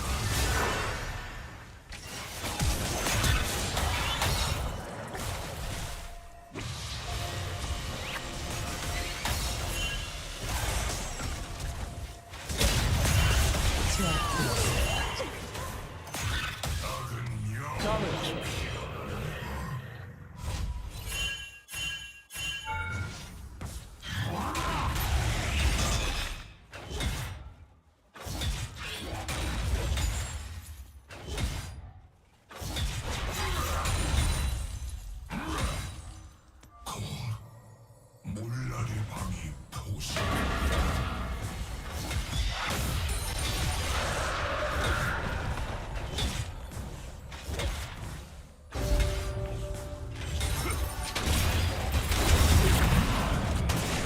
포탑을 파괴했습니다. 적에게 당했습니다.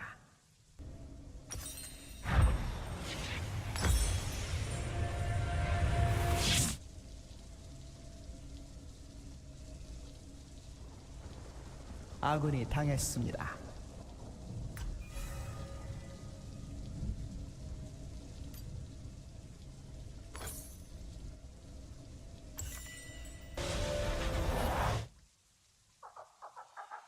비명의 족쇄 따위.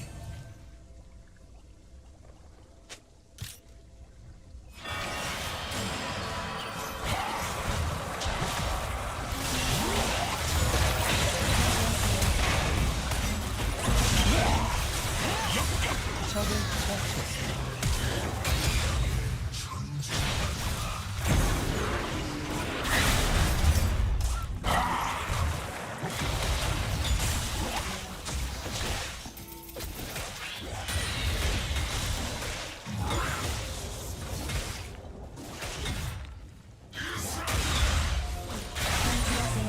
강자에겐 견자에겐 군주일지니.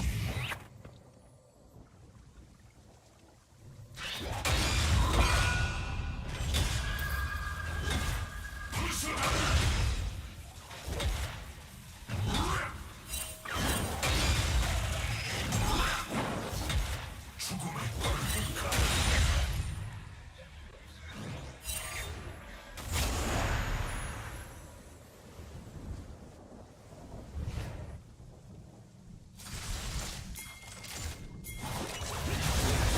아군이 당했습니다. 확고한 의지로.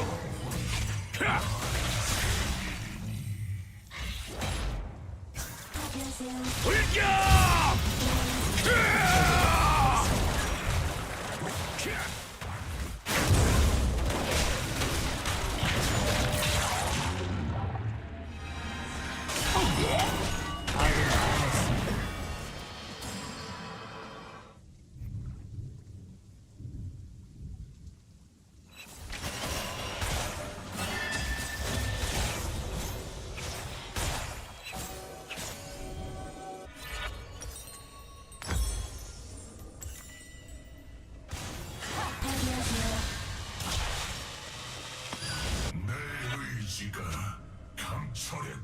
시키더라.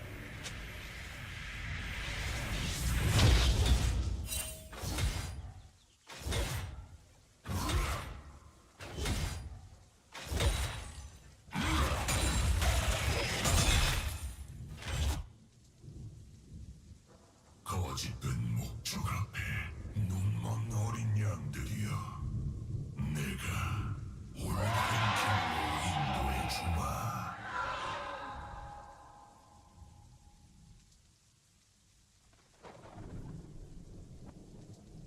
적에게 당했습니다.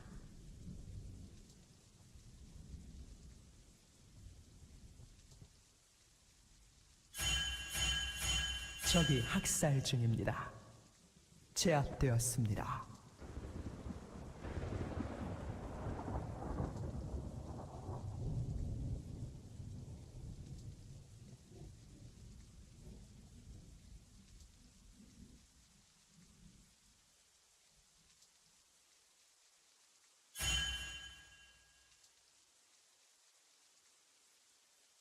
죽음은 날 막을 수 없지. 포탑이 파괴되었습니다.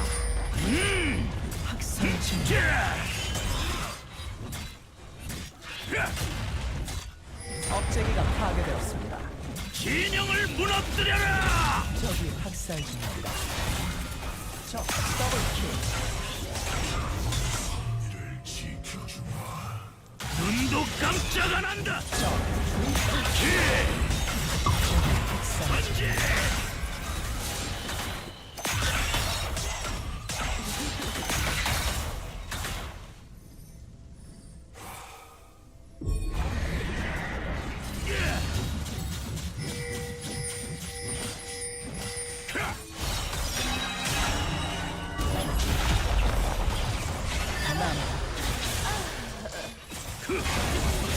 포탑이 파괴되었습니다. 대마시아!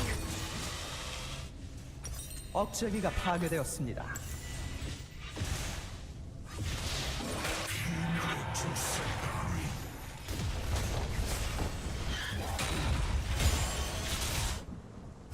아군이 당했습니다. 방치하세요.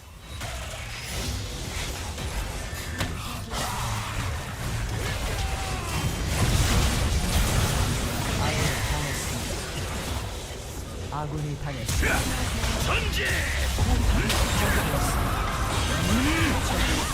진영을 무너뜨려라! 제압되었습니다. 포탑이 파괴되었습니다. 마무리.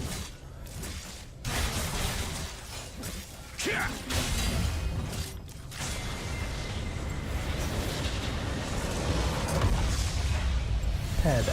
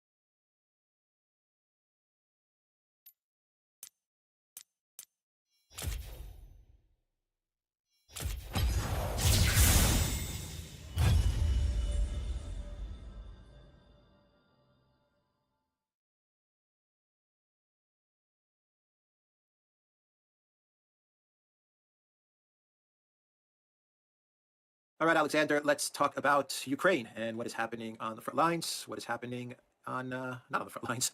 We have some interesting statements from Budanov.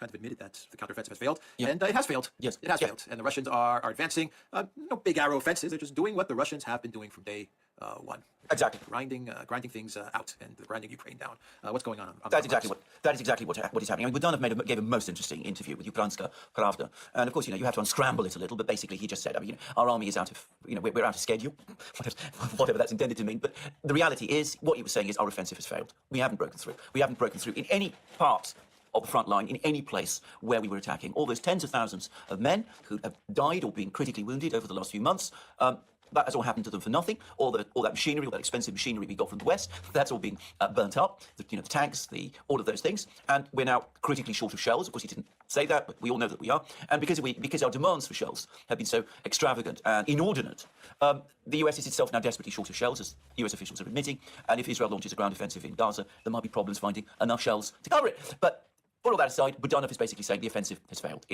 They're continuing to launch light infantry assaults in the Rabotino-Verbovoye area. It's all happening now in increasingly cold, wet, windy weather, which must be a nightmare for the soldiers, on top of everything else that has happened up to this point. But the reality is that in every other part of the front line, and even to some extent in the Verbovoye-Rabotino area, it's the Russians now on the attack. And the Russians launched a big attack near the town of Avdiivka, which is close to Donetsk. I don't think this was any sort of attempt to swoop in on Avdiivka or capture the place immediately or do any of these things. And if you actually work out which Russian military units have been involved in this operation near Avdiivka, they're all units drawn from the militia, the first corps, which is in effect the first corps of the Russian army, which is in effect the Donetsk militia, which has now been taken under the control of the Russian Ministry of Defense. So we're not talking about the regular troops of the Russian army, but they've made significant advances in Avdiivka, ever so gradually closing the vice around this particular town. But the major objective, as always, remains exactly what you said, to grind the Ukrainians down, to get the Ukrainians to deploy more reinforcements, to try to hold their positions there,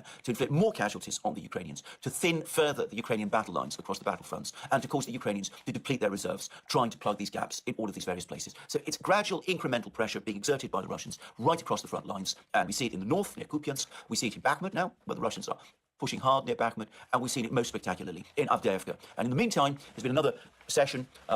Medvedev has now said that 357,000 men have joined the Russian military since the start of the year. We're going to have before long 1 million Russian troops prepared to strike in Ukraine. When I say before long, probably sometime in the spring or summer of 2024. It's an amazing admission from Budanov. Yeah. And the mainstream media is at fault. The Zelensky regime is at fault. The collective West is at fault. All of these tens of thousands of men died and injured for nothing. They gave nothing. They gained absolutely nothing.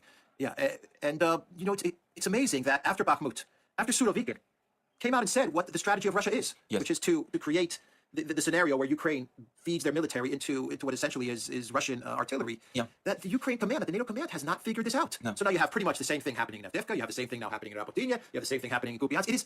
The Russians are. I'm being very simple about this, but I'm trying to summarize this. But the Russians just copy and pasting the strategy across the front lines, where they create the scenarios where you have this cauldron, they have fire control. Ukraine, for some reason, continues to throw men into this cauldron, and the Russians annihilate them. How come they can't figure this out? It's so bizarre. What's the way they've run this war? The Ukraine generals and the NATO generals, the smartest people. These guys are the smartest people in the world, the smartest military commanders in the world. Doesn't seem like it. Well, you've explained it many times. You've explained it on this channel, on the Duran, and you've explained it many times on your own channel. One side, the Russians, are military professionals. They are fighting a war. The other side are amateurs in terms of actual kinetic war, but they are experts in one thing, which is public relations, media, that sort of stuff. And, this morning, over my breakfast coffee, I was reading the Daily Telegraph, heroic defense in Avdiivka. The Ukrainians are standing firm there, claims about how they've managed to destroy, improbable numbers of Russian tanks and armoured vehicles, of which, by the way, there is no sign. And, this particular story is undoubtedly wildly exaggerated. But, that is what it's about. It's about conveying an image, a story, a narrative of a heroic defence and of the Russians being defeated in every place. Like, a couple of over the last week, before the crisis in the Middle East took off, the British media was full of Ukraine's great naval victory in the Black Sea. The Ukrainians had somehow driven the Russian Black Sea fleet out of the Black Sea, which of course is completely not true. It has no reality, no actual military reality behind it. As I said, they've sent 2 missiles against an empty building. They've done a certain amount of damage to 2 ships which were under repair. That's about it, actually. But nonetheless, and they've caused the Russians to redeploy some ships from one Black Sea port to another Black Sea port. But this is a great victory. And this is the narrative that we're hearing every day, day after day, week after week. Now, Zelensky himself and Budanov, they have enough connections to reality, and Budanov especially, I think, understand a bit more about what is really going on. But they're now trapped inside the narrative themselves. They can't really break away for it. The only thing that Zelensky seems able to do is he's able to swap a green jacket for a black one. That's all he's managed. What do you make of the strategy now, which is to link Ukraine to Israel, to create this linkage of the two conflicts? I mean, obviously, that's the plan for Ukraine to not fall out of the media news cycle, but it's also the plan to link Ukraine to Israel, blame Russia for everything, say that these wars are connected somehow, and that's the way for Ukraine to continue to also receive money and financial aid. What do you think of this? I think politically it's an extremely bad idea. This is my own view. I mean, I think what it will do is just highlight the fact for people in the United States, which is the place where all this plan is being hatched, that in fact there are two wars on, and that appropriations for one, supplies to one side in Ukraine is at the expense of supplies to another side, which is Israel. So I mean, what you're just doing is by this plan, is you're going to draw attention to this fact. You might conceivably get one appropriation through Congress like this, but I think politically it's a very bad thing. That's my own view. And I understand anyway that the Republicans in the House legislature, they're not interested in it, and I saw that Stephen Scalise, who they were perhaps counting on, has apparently pulled out of the attempt to become Speaker. I think it was a mistake for him to go for it, and I mean the fact that he's cancer, poor man, is another reason not to do it. It was a pretty desperate move to try to place him in. But anyway, I think that all of these plans, all that they're doing is that they're hardening opposition in the House, in Congress, amongst Republicans there, and I think it was a mistake. And I think more likely than not, after a lot of horse trading, fighting, battle things, somebody will emerge as Speaker, but whoever that is, that person will be less willing to move ahead with funding for Ukraine. I think this is now inevitable. Yeah, I wonder if Zelensky still has an opportunity to capitulate. He won't, but I wonder if there's still a little bit of an opportunity left. And what do you, and a final question. The IMF, they also told Ukraine that the money is drying up. What they need to do is raise taxes and find ways for the state to get revenue.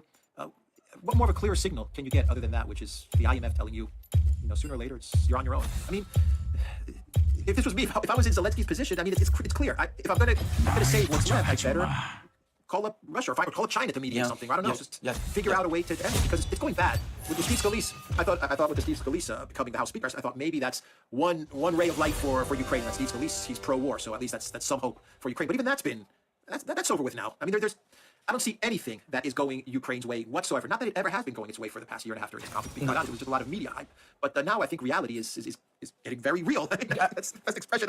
This is call up China, call up Russia, and end this conflict. Absolutely. I mean, China is the obvious one, and of course Putin is going to China, and we don't quite know when he's on his way there. And the right thing to do would be to call Xi Jinping, who's already spoken to Zelensky before, ask him to mediate a compromise and to set up some kind of discussion. And, that is what Zelensky should do. I mean, there are other potential mediators, there's Erdogan always, but the best one by far is China, because China actually has some leverage over the Russians, and it's also able to provide funding for Ukraine. But he's not going to do that. And you're absolutely right. Now, the IMF advice on its face is absurd. What is Ukraine supposed to tax?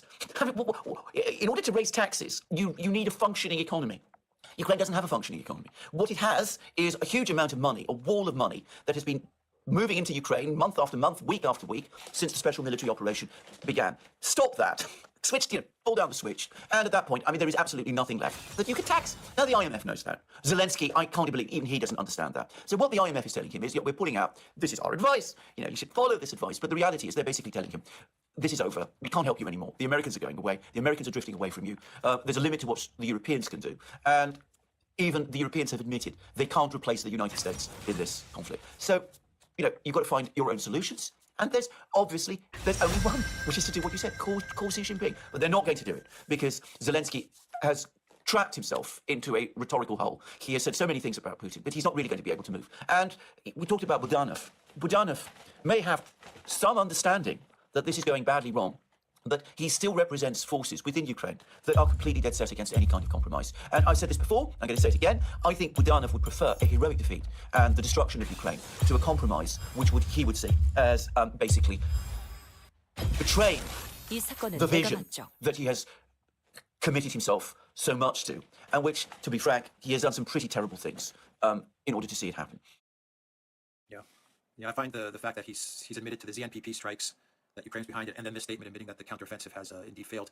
It's interesting. He's talking a lot of truth over the past couple of days, Budanov. He's admitting, revealing a lot of things. Yes. Interesting. Yes, it is interesting. I mean, he's an interesting man to watch, and to be honest, I'm sure Zelensky's already figured him out, but I think if I was Zelensky, I'd be very, very careful about what Budanov might do at some point over the next few weeks. If there's going to be any kind of sudden change of power in Kiev, I would not be at all surprised if Budanov is at the centre of it. I would not be surprised, to be honest, if we saw Budanov emerge as the next leader of whatever's left. Yeah. Yeah, whatever's left, exactly, yeah. Anyway, and you have the dumb Europeans taking the profits from the Russian frozen assets and giving 1.7 billion to Ukraine. It's actually to the military-industrial complex, so that they Yes. can create weapons and the peace stability funds. Yes. They can somehow Yes. drag this on for how much longer? A month and a half, a couple of weeks. I mean, and it's going to ruin the EU. Oh, absolutely. But I think They're getting the warnings from financial experts. Don't do this. I know. No, They can't they're help gonna do it. themselves. They can't help themselves. I mean, I think that the fact that they're now being driven to do this is in itself a sign of how bad things are becoming.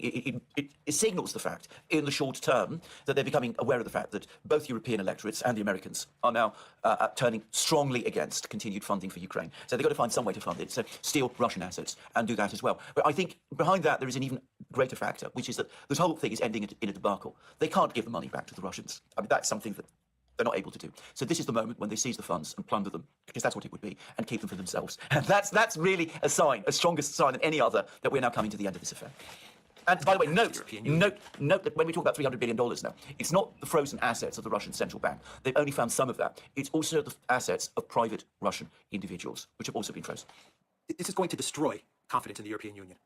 It's going to destroy confidence. And the funny part about all of this, what I find hilarious, tragically hilarious, it's tragic because I'm living in Europe, is that the U.S. is cheering us on. Yes. Because the U.S. is like, yeah, do this, because it's, you know, no one's going to want to put money in Europe anymore, so they can partner with us. I mean, this is self-deletion on the side of the EU.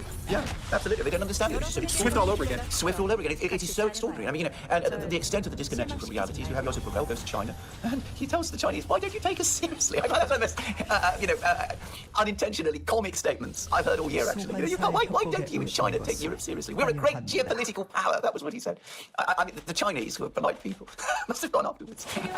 Once he was out of the room, and must have been beside himself with laughter. 생성까지 30초 남았습니다. All right, theduran.local.com. We on Rumble, Odyssey, BitChute, Telegram, Rockfin, and Twitter X. And go to the Duran shop. 20% off. Use the code TheDuran20. Take care.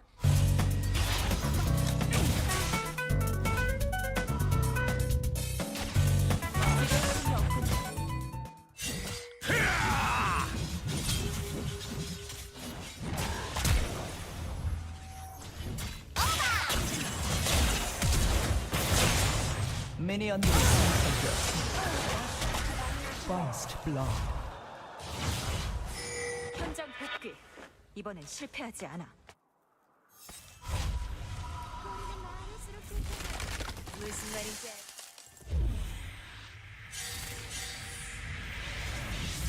아군이 당했습니다. 요들이네? 귀여워라. 너 참.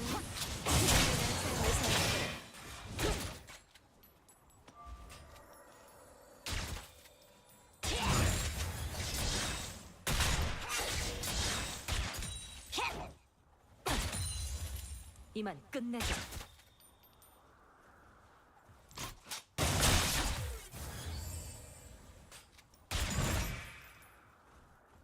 빵. 헤드샷.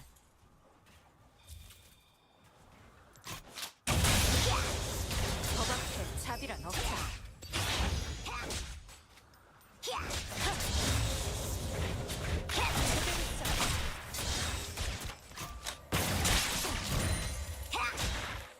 이것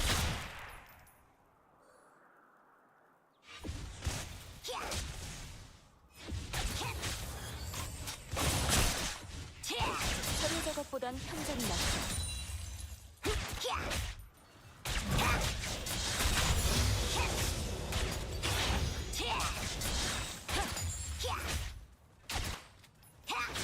적을 처치했습니다.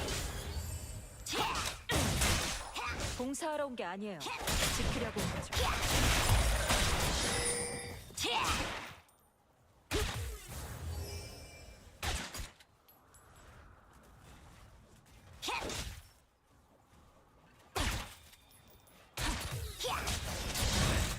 도망칠 수 없어.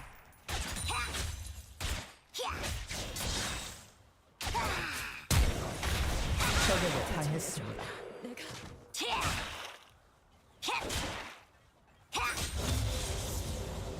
제목을 더 추가해야겠군요.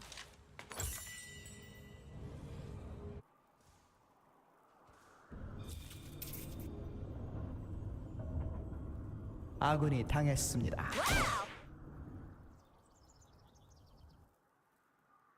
어떤 상황에서도 훌륭한 수사관이 침착함을 유지하는 법이죠.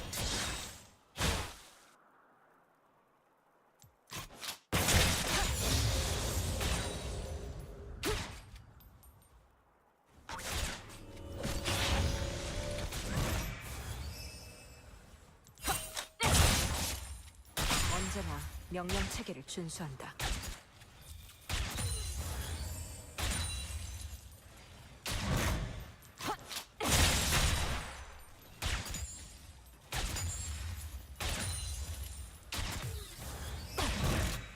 아군이 당했습니다.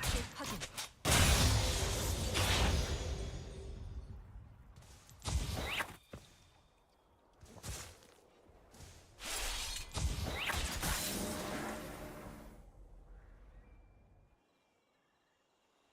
원칙대로 처리하죠.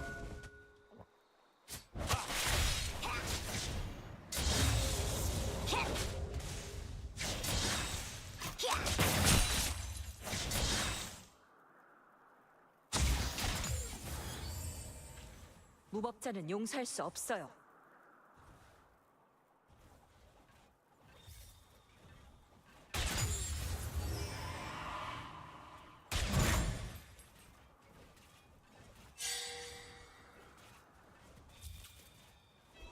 사소한 것 하나도 놓치지 않겠어.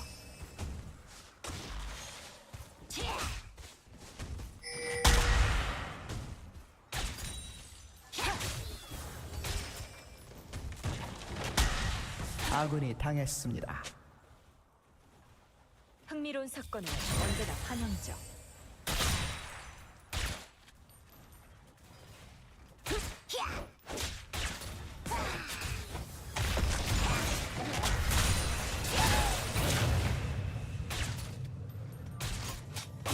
아군이 당했습니다.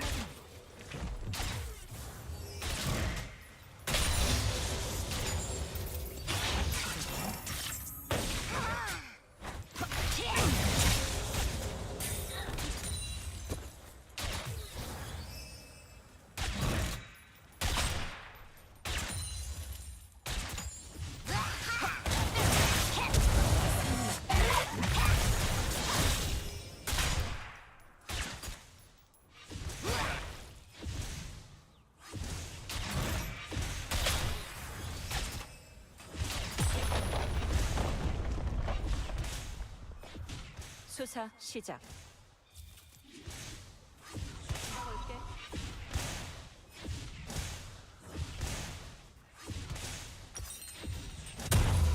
아군이 당했습니다.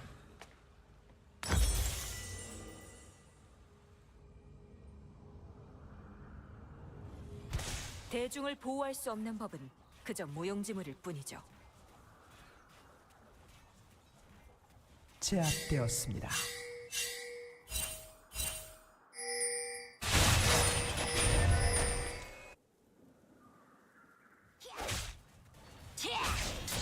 티타임 전까지 다 끝내두죠.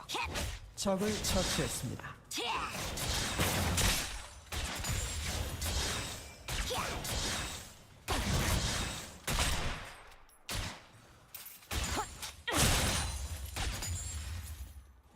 적이 학살 중입니다. 놓친다고요? 절대 그럴 리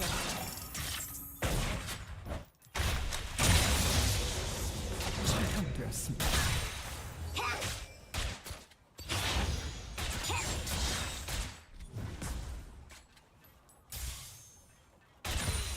필토버의 중심은 시민. 적이 학살 중입니다. 해결해야 돼.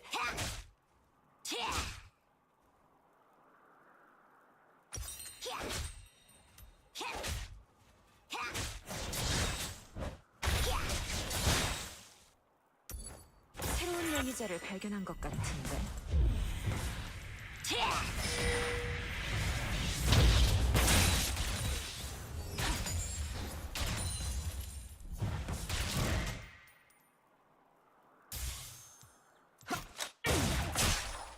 남들이 하지 않는 일을 하는 게 제 일입니다.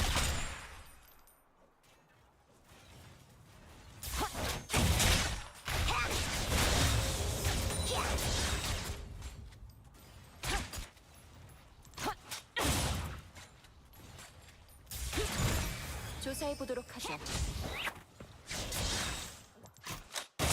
그럼 그렇지.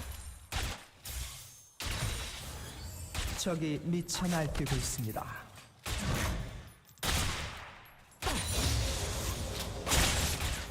용의자와 교전 중.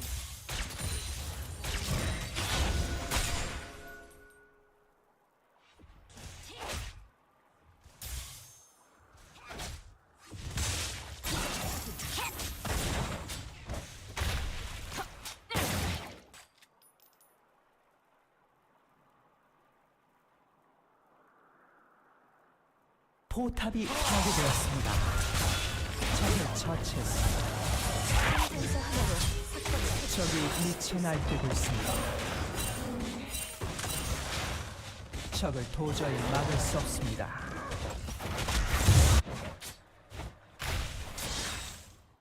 적을 처치했습니다.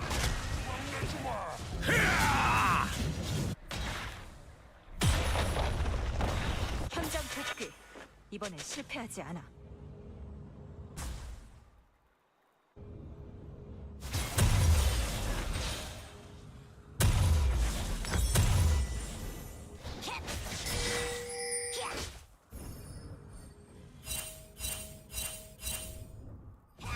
필트 오버의 애완견?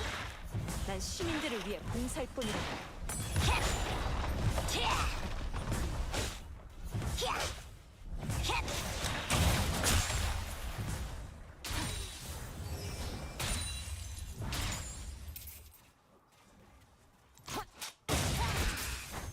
이제 결판 내볼까요?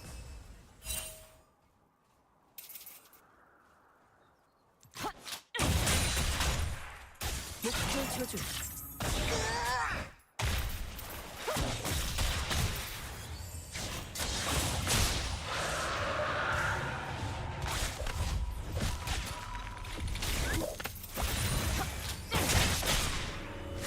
범주는 흔하지만 아군이 당했습니다.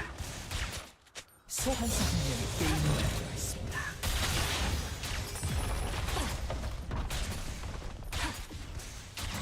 빵 헤드샷. 소환사가 다시 연결되었습니다. 난 아군이 당했습니다.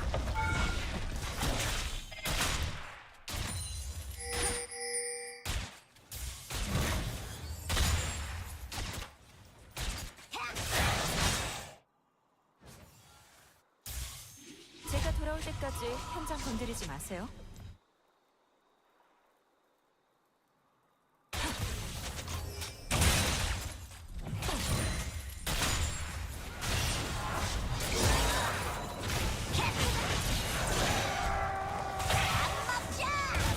항상 세 번이나 앞서. 적을 도저히 막을 수 없습니다.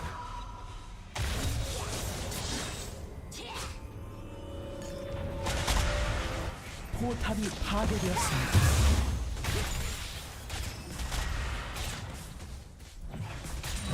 바짝 추적 중.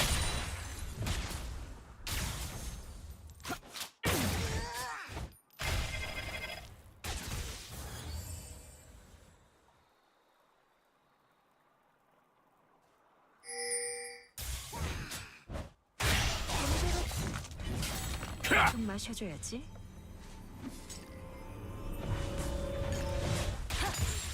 포탑이 파괴되었습니다.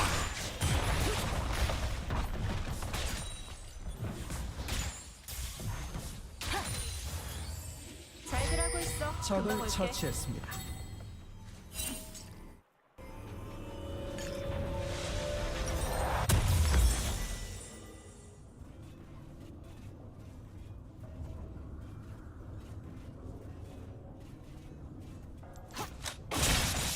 너도 이번 사건 펼쳐볼까? 포탑을 파괴했습니다.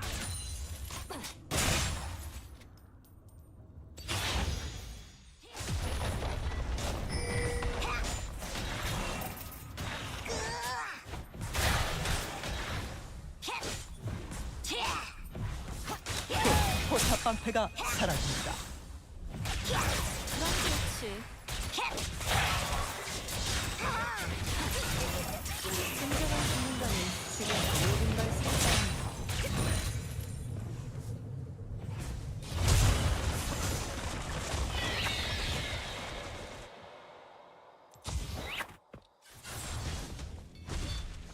처형되었습니다. 난 언제나 빗나가는 거.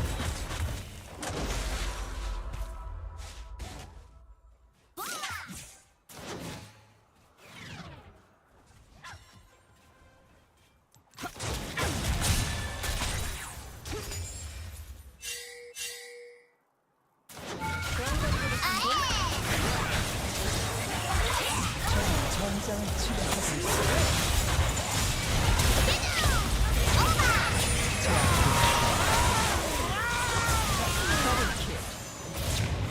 적이 전장을 치료하고 있습니다.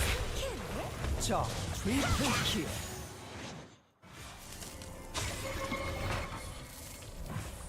포탑이 파괴되었습니다.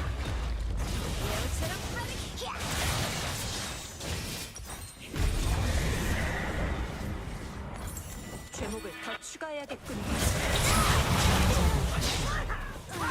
억제기가 파괴되었습니다. 눈도 깜짝 안 한다. 적은 전사 제압되었습니다. 포탑이 파괴되었습니다. 포탑이 파괴되었습니다. 실수는 용납할 수 없어요.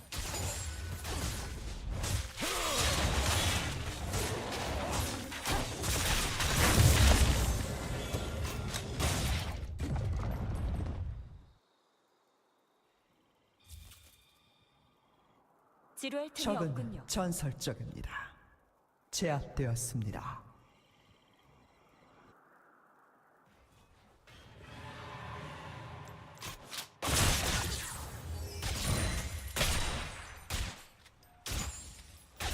이제 항복하시죠. 이것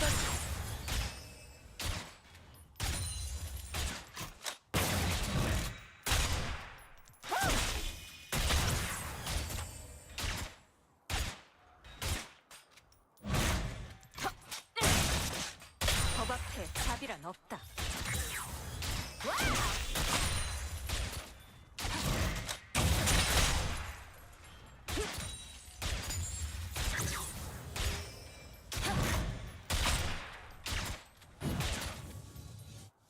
서류 작업보단 현장이 낫죠.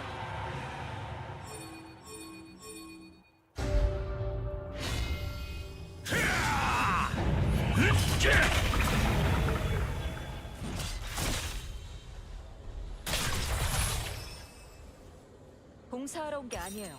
지키려고 온 거죠.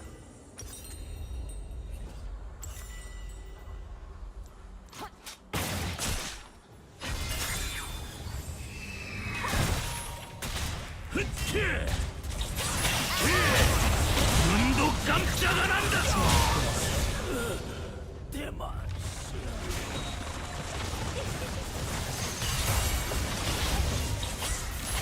적을 처치했습니다.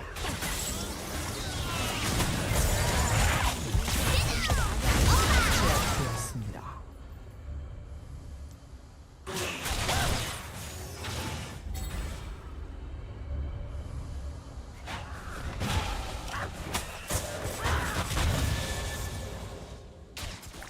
언제나 명령 체계를 준수한다.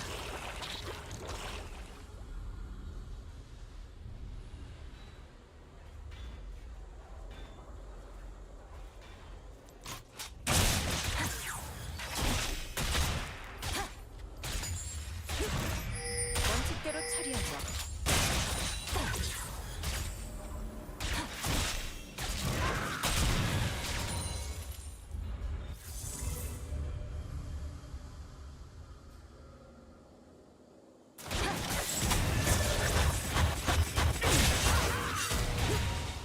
망설임 없이.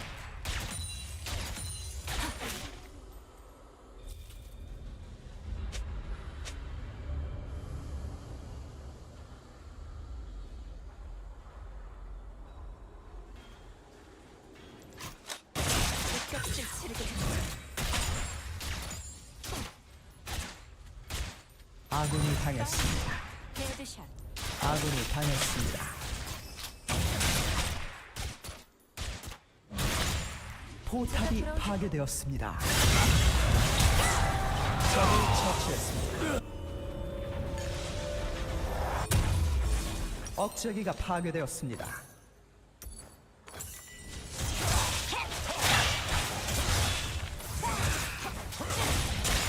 무법자는 용서할 수 없어요.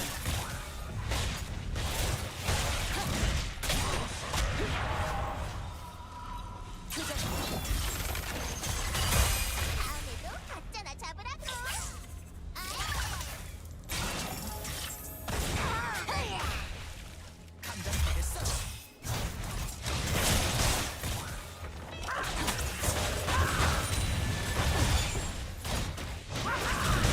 억제기가 곧 재생성됩니다.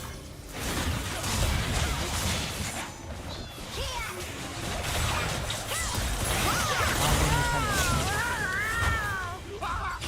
모르는 것 같아.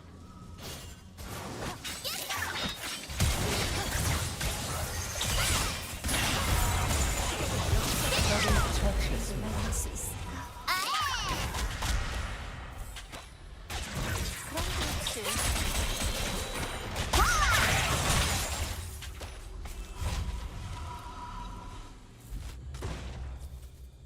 흥미로운 사건은 언제나 환영이죠.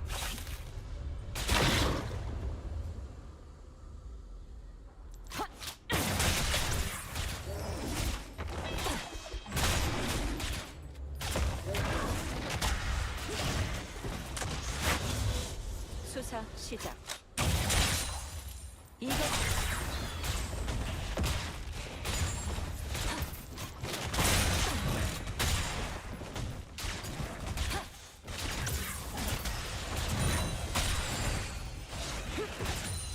티타임 전까지 다 끝내두죠.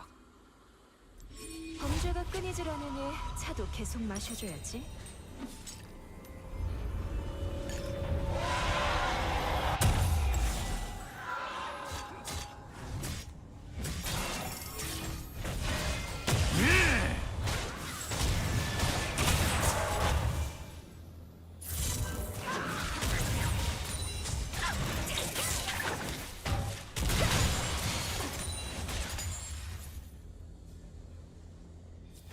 제가 놓치는 거?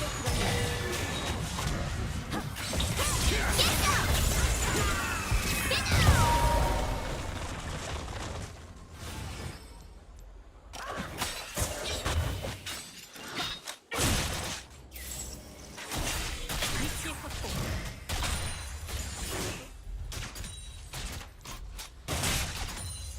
아군이 당했습니다.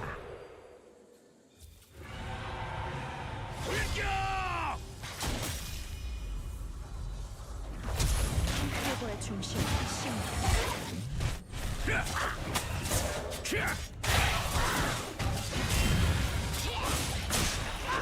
억제기가 파괴되었습니다.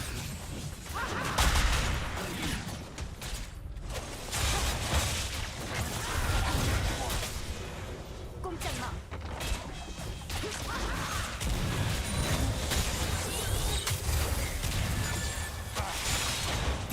아군이 당했습니다.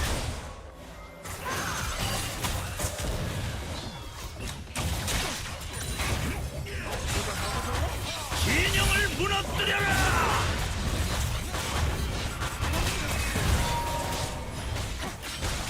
남들이 하지 않는 일을 하는 게 제 일. 포탑이 파괴되었습니다.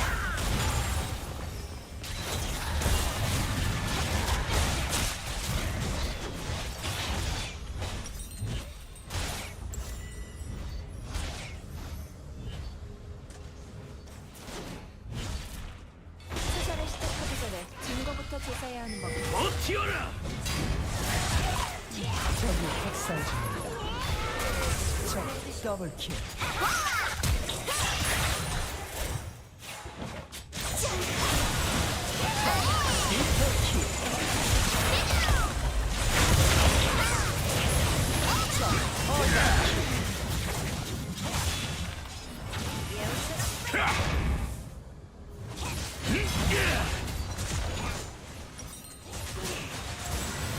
포탑이 눈도 깜짝 안 한다! 억제기가 곧 재생성됩니다. 소환사 분명히 게임을 준비했습니다.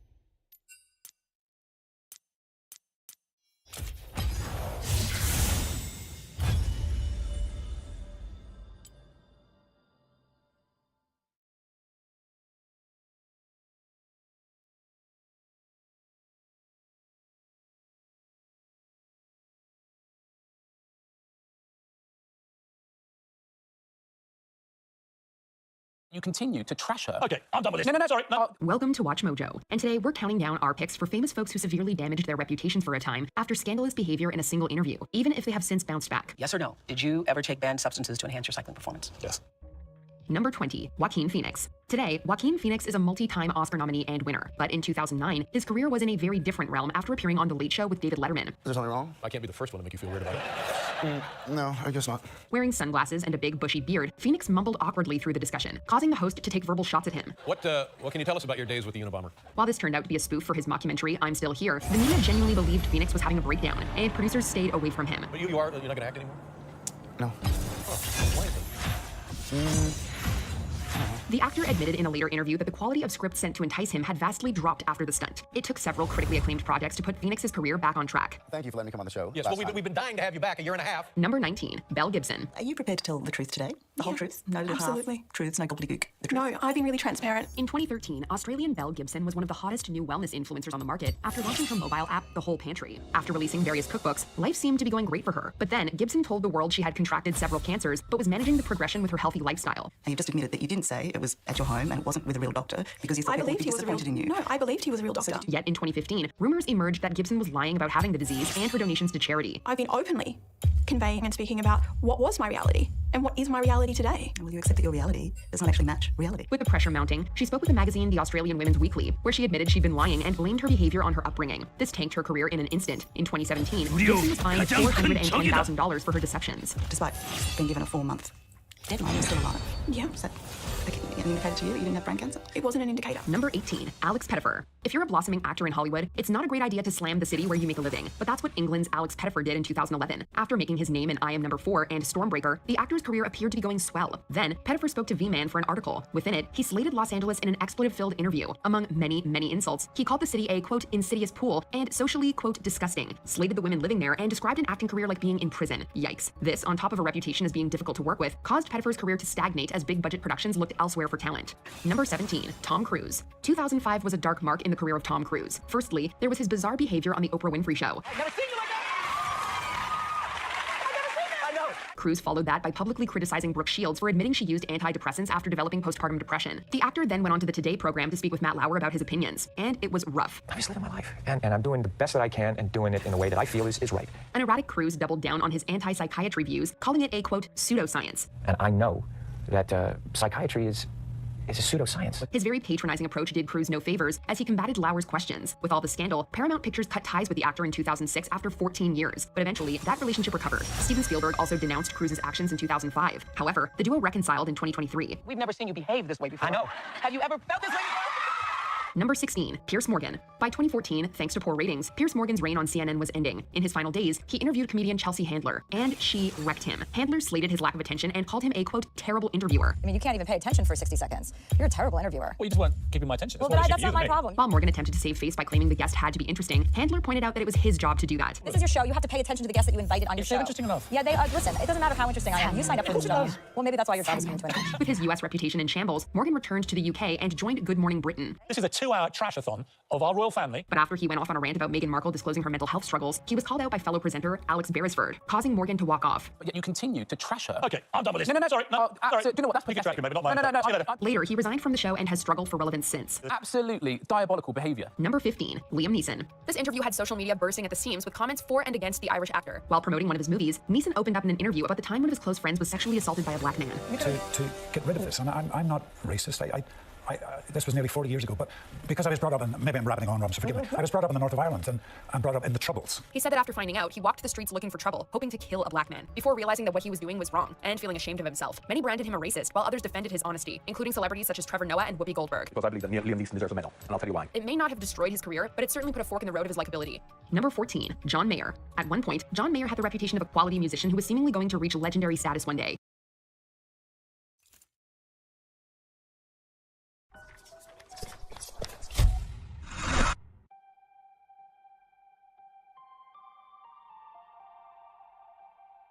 Por favor, respondan.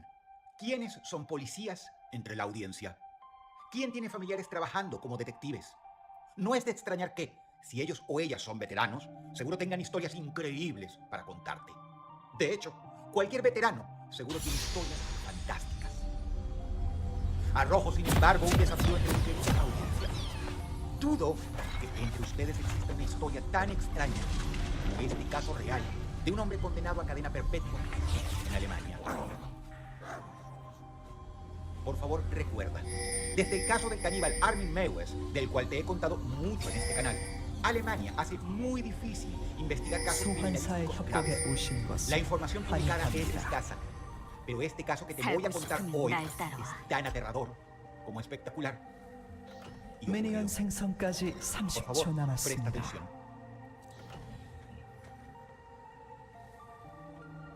Hubo muchos detenidos en el país teutón vinculados al ya clausurado sitio web ChampName.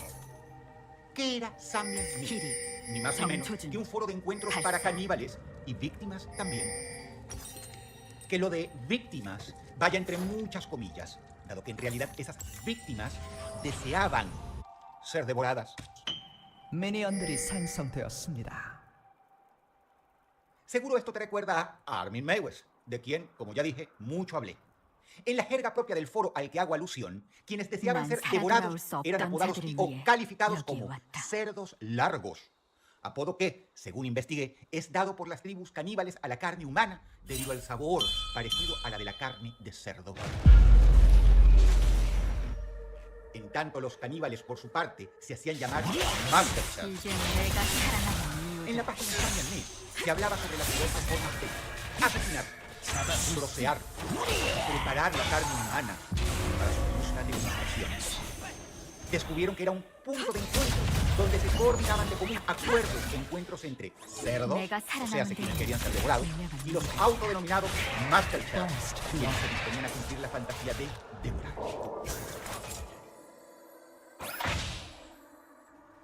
El por qué ChampName se había popularizado tanto en Alemania y el por qué este país ha tenido, en proporción, muchos más casos de canibalismo en los últimos 20 años que cualquier otro país en Europa es un misterio que dejaremos para sociólogos alemanes. Se sabe que Stefan, internauta habitual al foro ChampName, fue detenido en 2020 y sentenciado de por vida por descuartizar y tragar partes de varias personas tras haberlas conocido y dado por internet.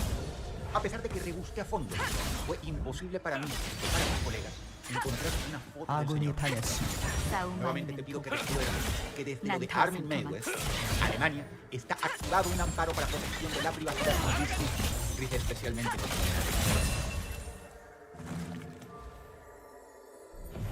el señor Stefan, único nombre definido a la prensa, se supo que estuvo involucrado en varios casos similares desde los tiempos en que su perfil en el foro para caníbales, ChampName, solía ser uno de los más populares. 내 방식대로 사냥을 실행하지.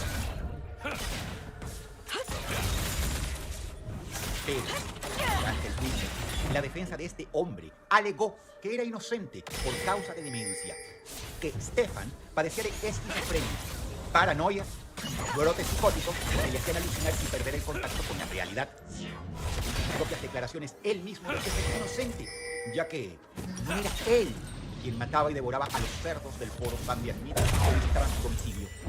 Por favor, escucha bien esto. Él decía que el culpable fue algo a lo que el propio Stefan llamó el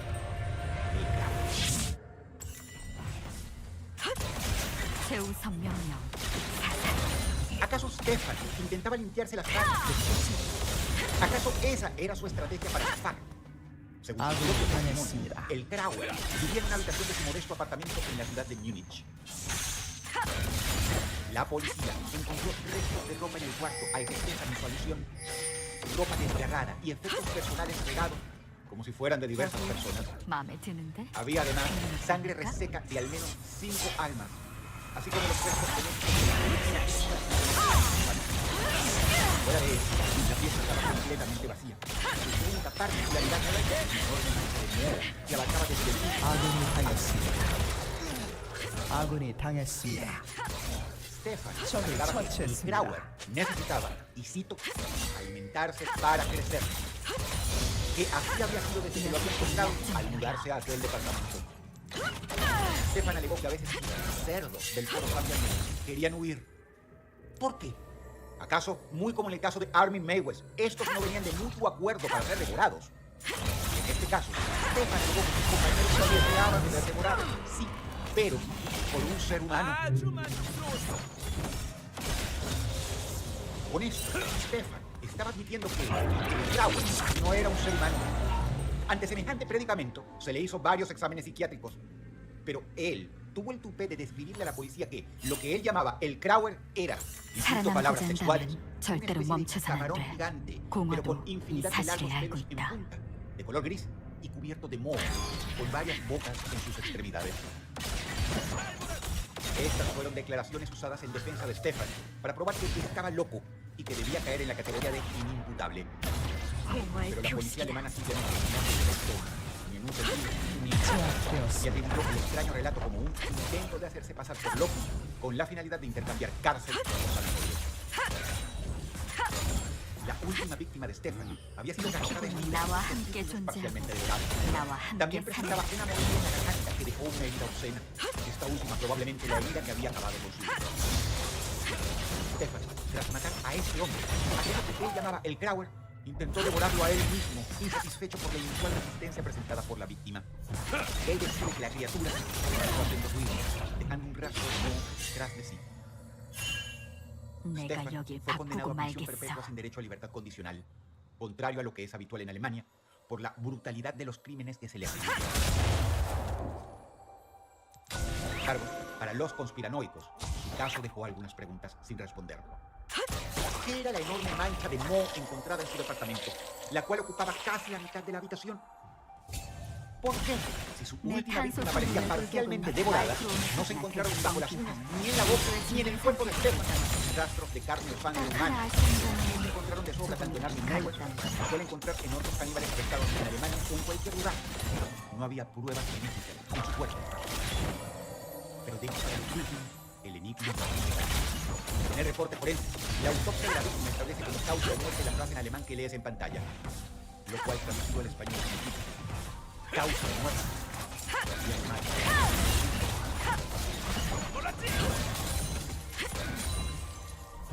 사냥을 위해 왔지만 과일 때문에 남아야겠어. Que te suscribieras a este canal si no lo has hecho y actives la campanita para estar al tanto de las actualizaciones. La música musical ha sido obra del talentoso Rick Olsen. Te ha hablado Dross y te deseo buenas noches.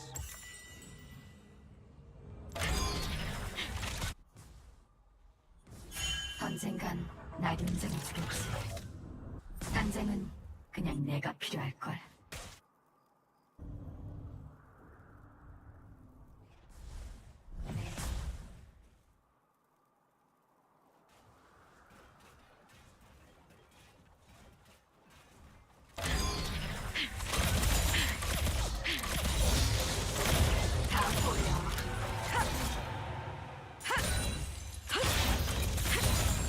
삼차 명령 복수나.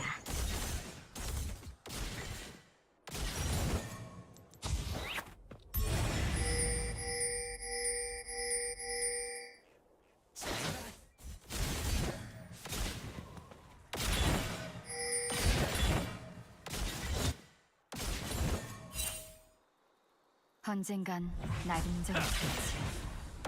전쟁은 그냥 내가 필요해.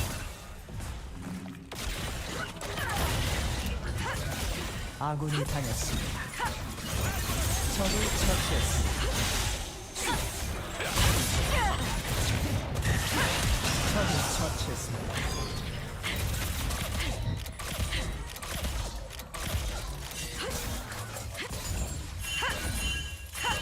이 아름다운 곳은 내가 지켜낼 거다.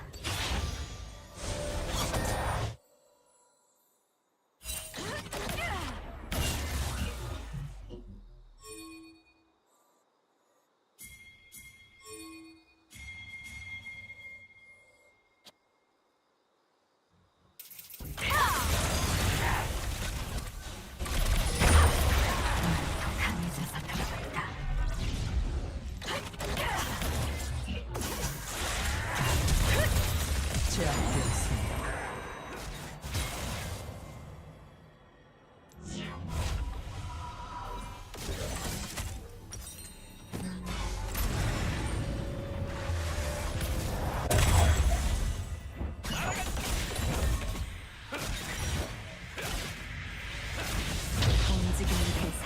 오래 살아가는 법.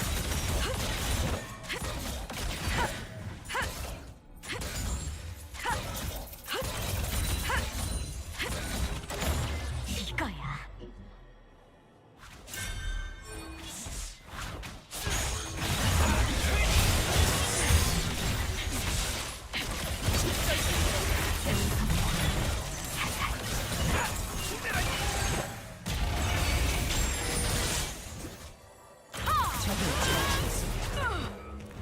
적에게 당했습니다.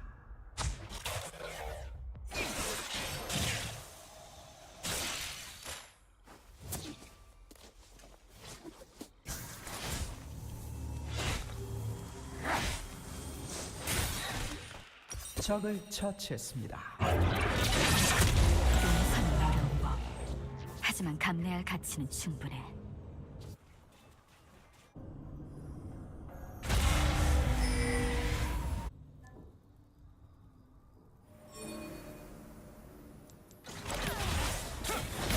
처치했습니다.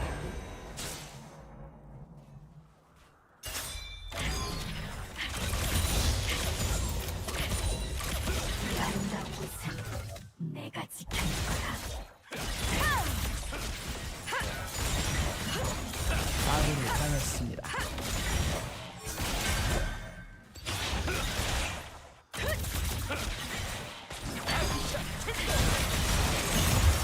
적에게 당했습니다. 아군이 당했습니다. 네가 한 짓을 잘 생각해봐.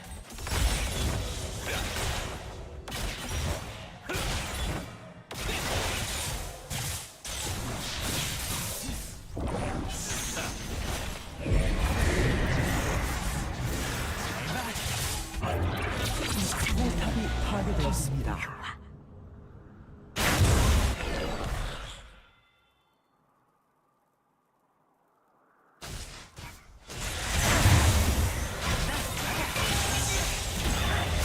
적을 처치했습니다.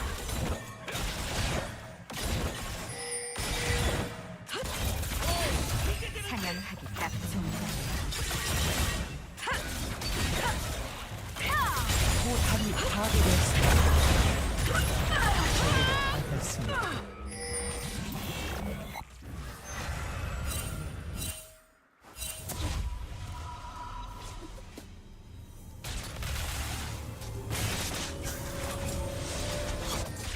그럼 그렇지.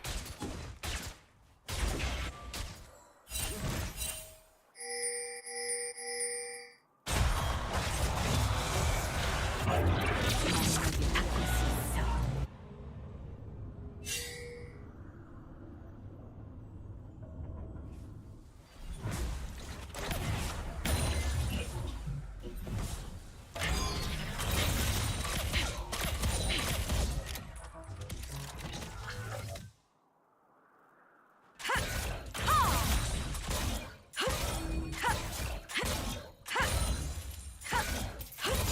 사냥의 인증법. 죽거나 죽이거나.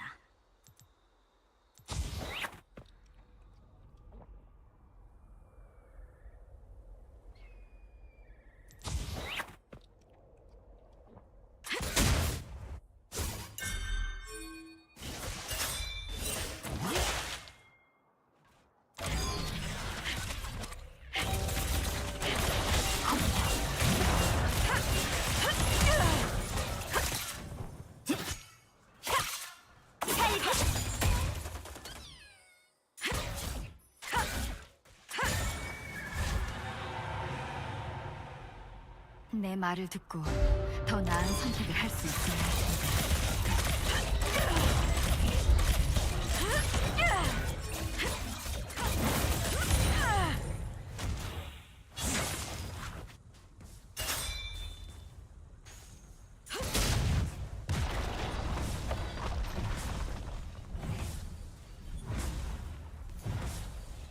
긴장을 늦추지 않고 먼저 공격한다.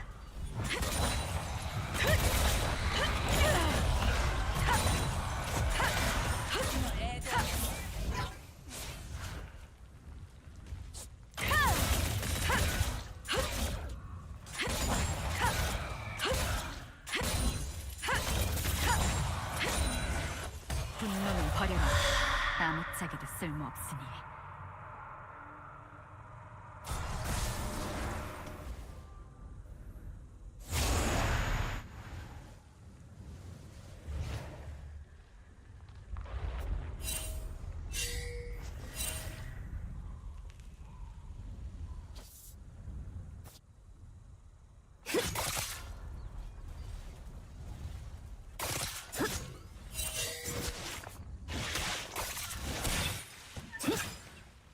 아군이 당했습니다.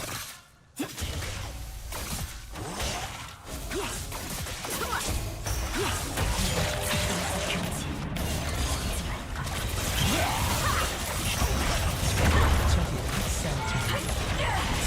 제압되었습니다. 적을 처치했습니다. 적에게 당했습니다. 포탑이 파괴되었습니다. 적을 처치했습니다.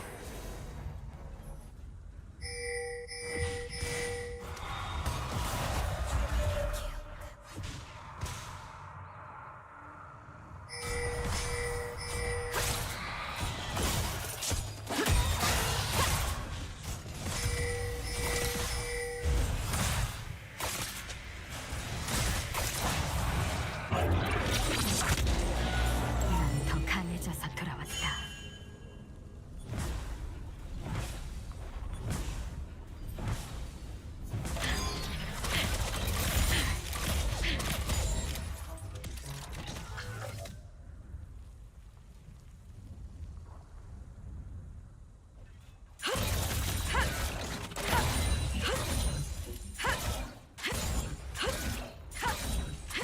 내 피부는 생존으로 빚어져 본능으로 연마되었다.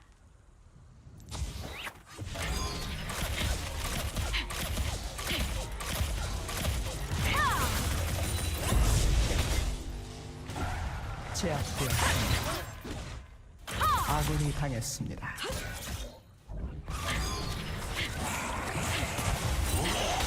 사냥하자.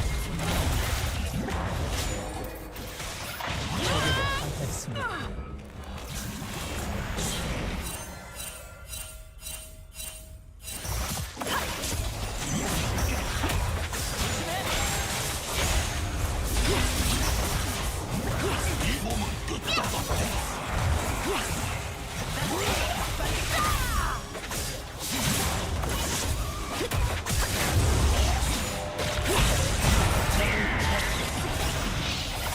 포탑이 파괴되었습니다.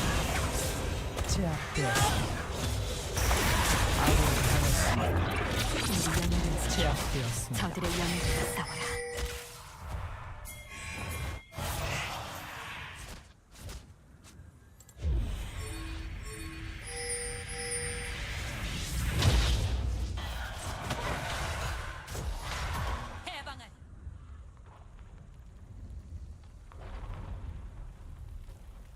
이게 바로 내 존재의 이유다.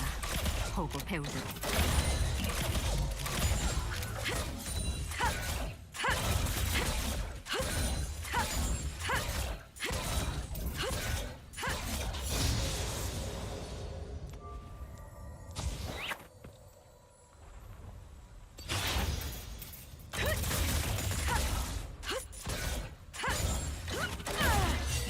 녀석들이 실수하는 생명이야.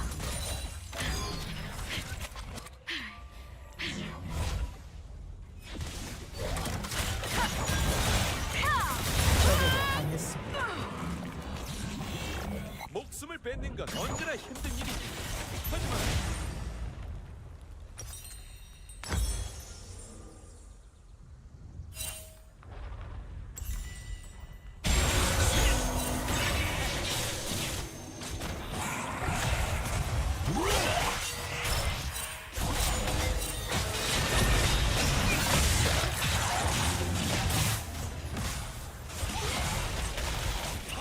아군이 당했습니다.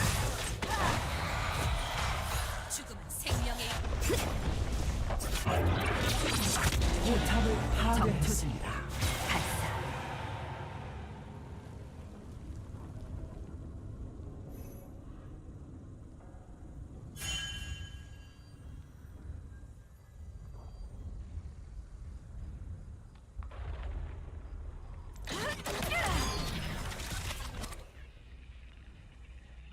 긴장을 늦추지 않고 먼저 공격한다.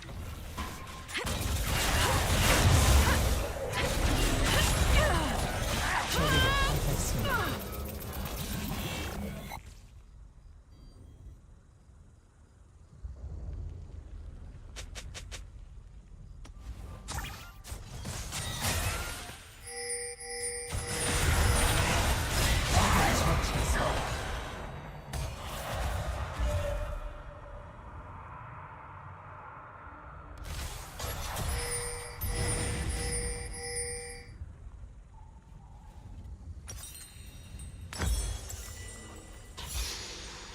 아군이 당했습니다.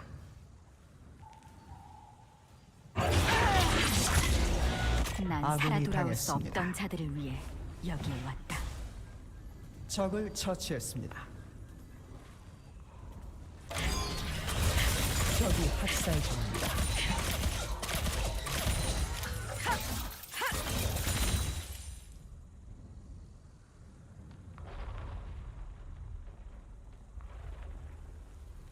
내가 살아남은 데에는 분명한 이유가 있다.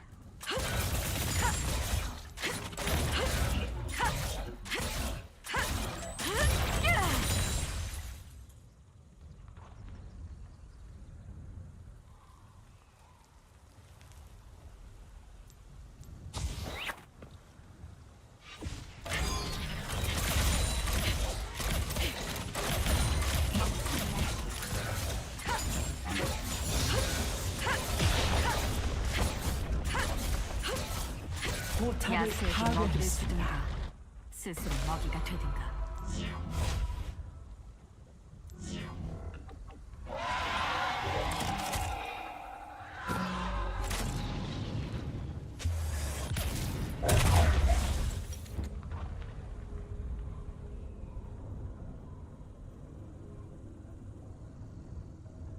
싸움 아니면 도피라고? 난 더 이상 도망치지 않아.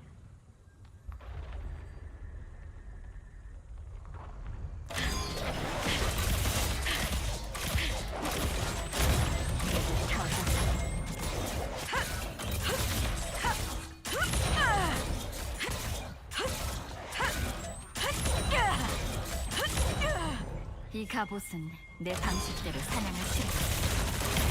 멈춰봐.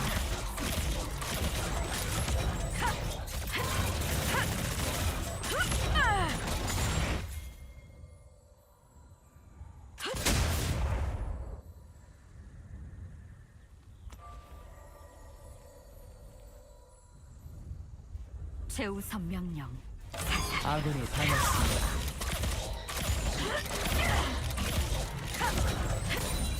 적 더블킬. 적을 처치했습니다. 제압되었습니다. 아군이 당했습니다.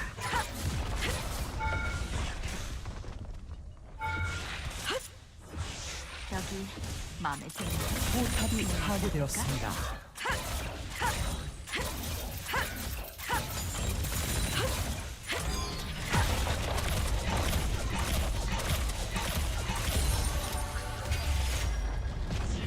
억제기가 파괴되었습니다. 포탑을 파괴했습니다. 포탑이 파괴되었습니다. 억제기가 파괴되었습니다. 녀석들의 약점을 노려.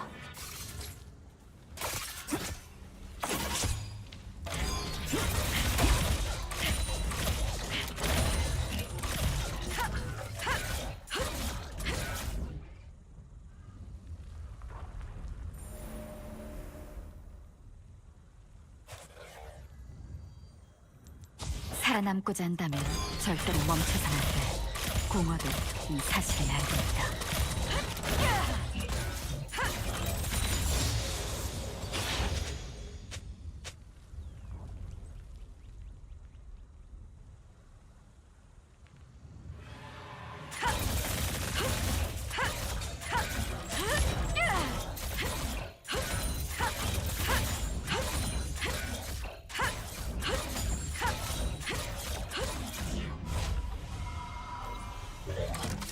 포탑이 파괴되었습니다.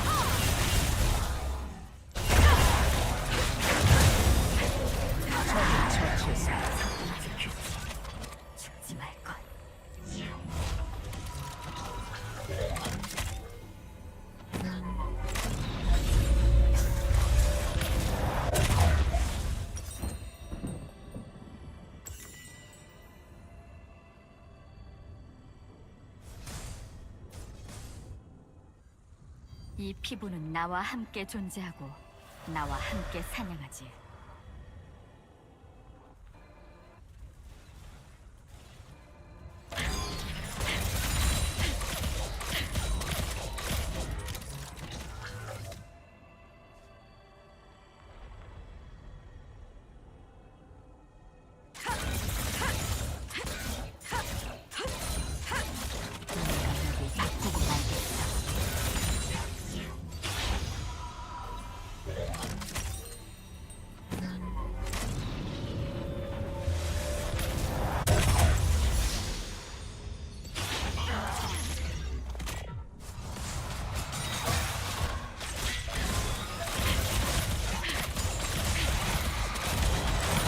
도망치는 건 계획이 아니지. 사냥을 위해 왔지만 과일 때문에 남아야겠어.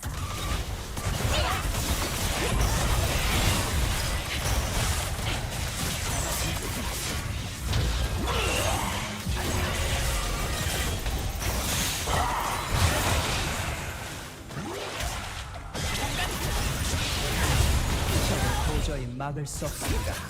삼천명령.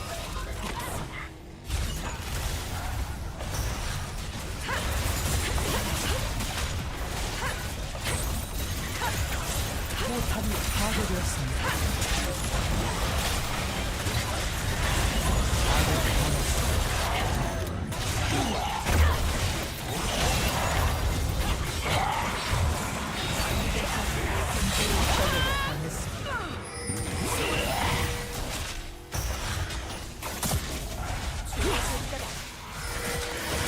포탑이 파괴되었습니다.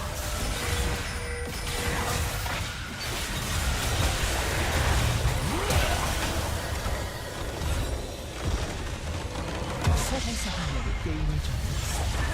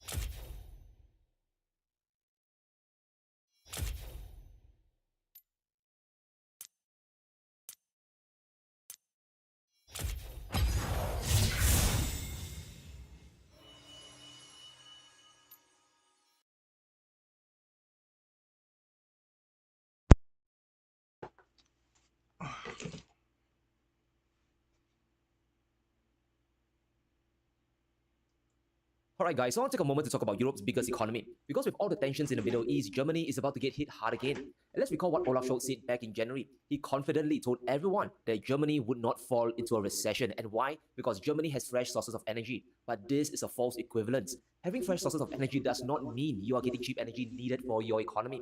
Sure, you can import LNG, you can bring in oil from Saudi Arabia, or you can burn lignite coal. You'll get your energy for sure, but those sources are far more expensive than Siberian gas. And here's the reality of Germany's manufacturing power. Here's what underpins it. All those decades of dominance were predicated on one key variable, and that is cheap Russian gas. Now, Credit Suisse has this amazing chart that we need to revisit to fully understand the situation. We can see something amazing. Around $20 billion of Russian gas controls up to $2 trillion worth of German manufacturing output. And that is the 100 times leverage in the system that was supporting the beating heart of German economy. And now that is gone. Germany has a big problem. There's an energy gap that has to be filled, and the only option left is expensive fuel. It's LNG from America, LNG from Qatar, and Norway. And this is having a material effect on their industries and squeezing margins to the point their exports are no longer competitive. Things made in China and things made in America are cheaper than Europe, and it's obvious why. Even today, the price of gas in the EU is still 4 times higher than pre-Ukraine.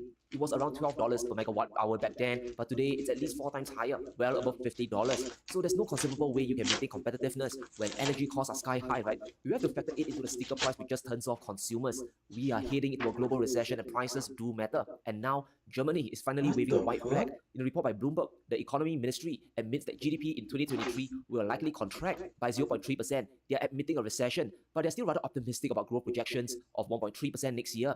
But this is a premature victory lap again. They have discounted the situation in the Middle East, Russia's next moves, and the coming winter. So Germany is facing a triple whammy. There's still high inflation from the supply issues, elevated energy prices, and a manufacturing collapse, and all of them are interconnected. And each factor, unfortunately, is going to deteriorate even further. Now, the problem Germany has is a lack of innovation. We have heard of the powerful German auto industry, right? Sure, they still hold a commanding presence in combustion engines, but when it comes to EVs, electric vehicles, they are nowhere near the top, and the future is EV. We have Chinese brands like BYD dominating the industry, and America's Tesla at number 2. Volkswagen comes in at a distant number 3, and number 4 and 5 are American and Chinese companies as well. So we can literally see Germany's lunch being eaten by the world's biggest economies, and when you boil it down, everything is a function of cost. The gap between German quality and American or Chinese made is also nearly non-existent. Their argument falls flat on its face. But let's talk about price, because that is the driving force in today's economy, isn't it? Can you sell me something of quality that is cheaper than your competitors? It's really as simple as that. And remember, the interest rates are sky high, which means money and credit, they are very tight. People want more for less. And according to the European Commission, EVs made in China are typically a fifth cheaper than EU-made models. So if an EV costs around 50,000 euros to manufacture in Germany, China can do it for 40,000 or cheaper. In fact, this price differential can hit 40% or more. A report found that EVs made in China cost only 32,000 euros versus 56,000 euros manufactured in Europe.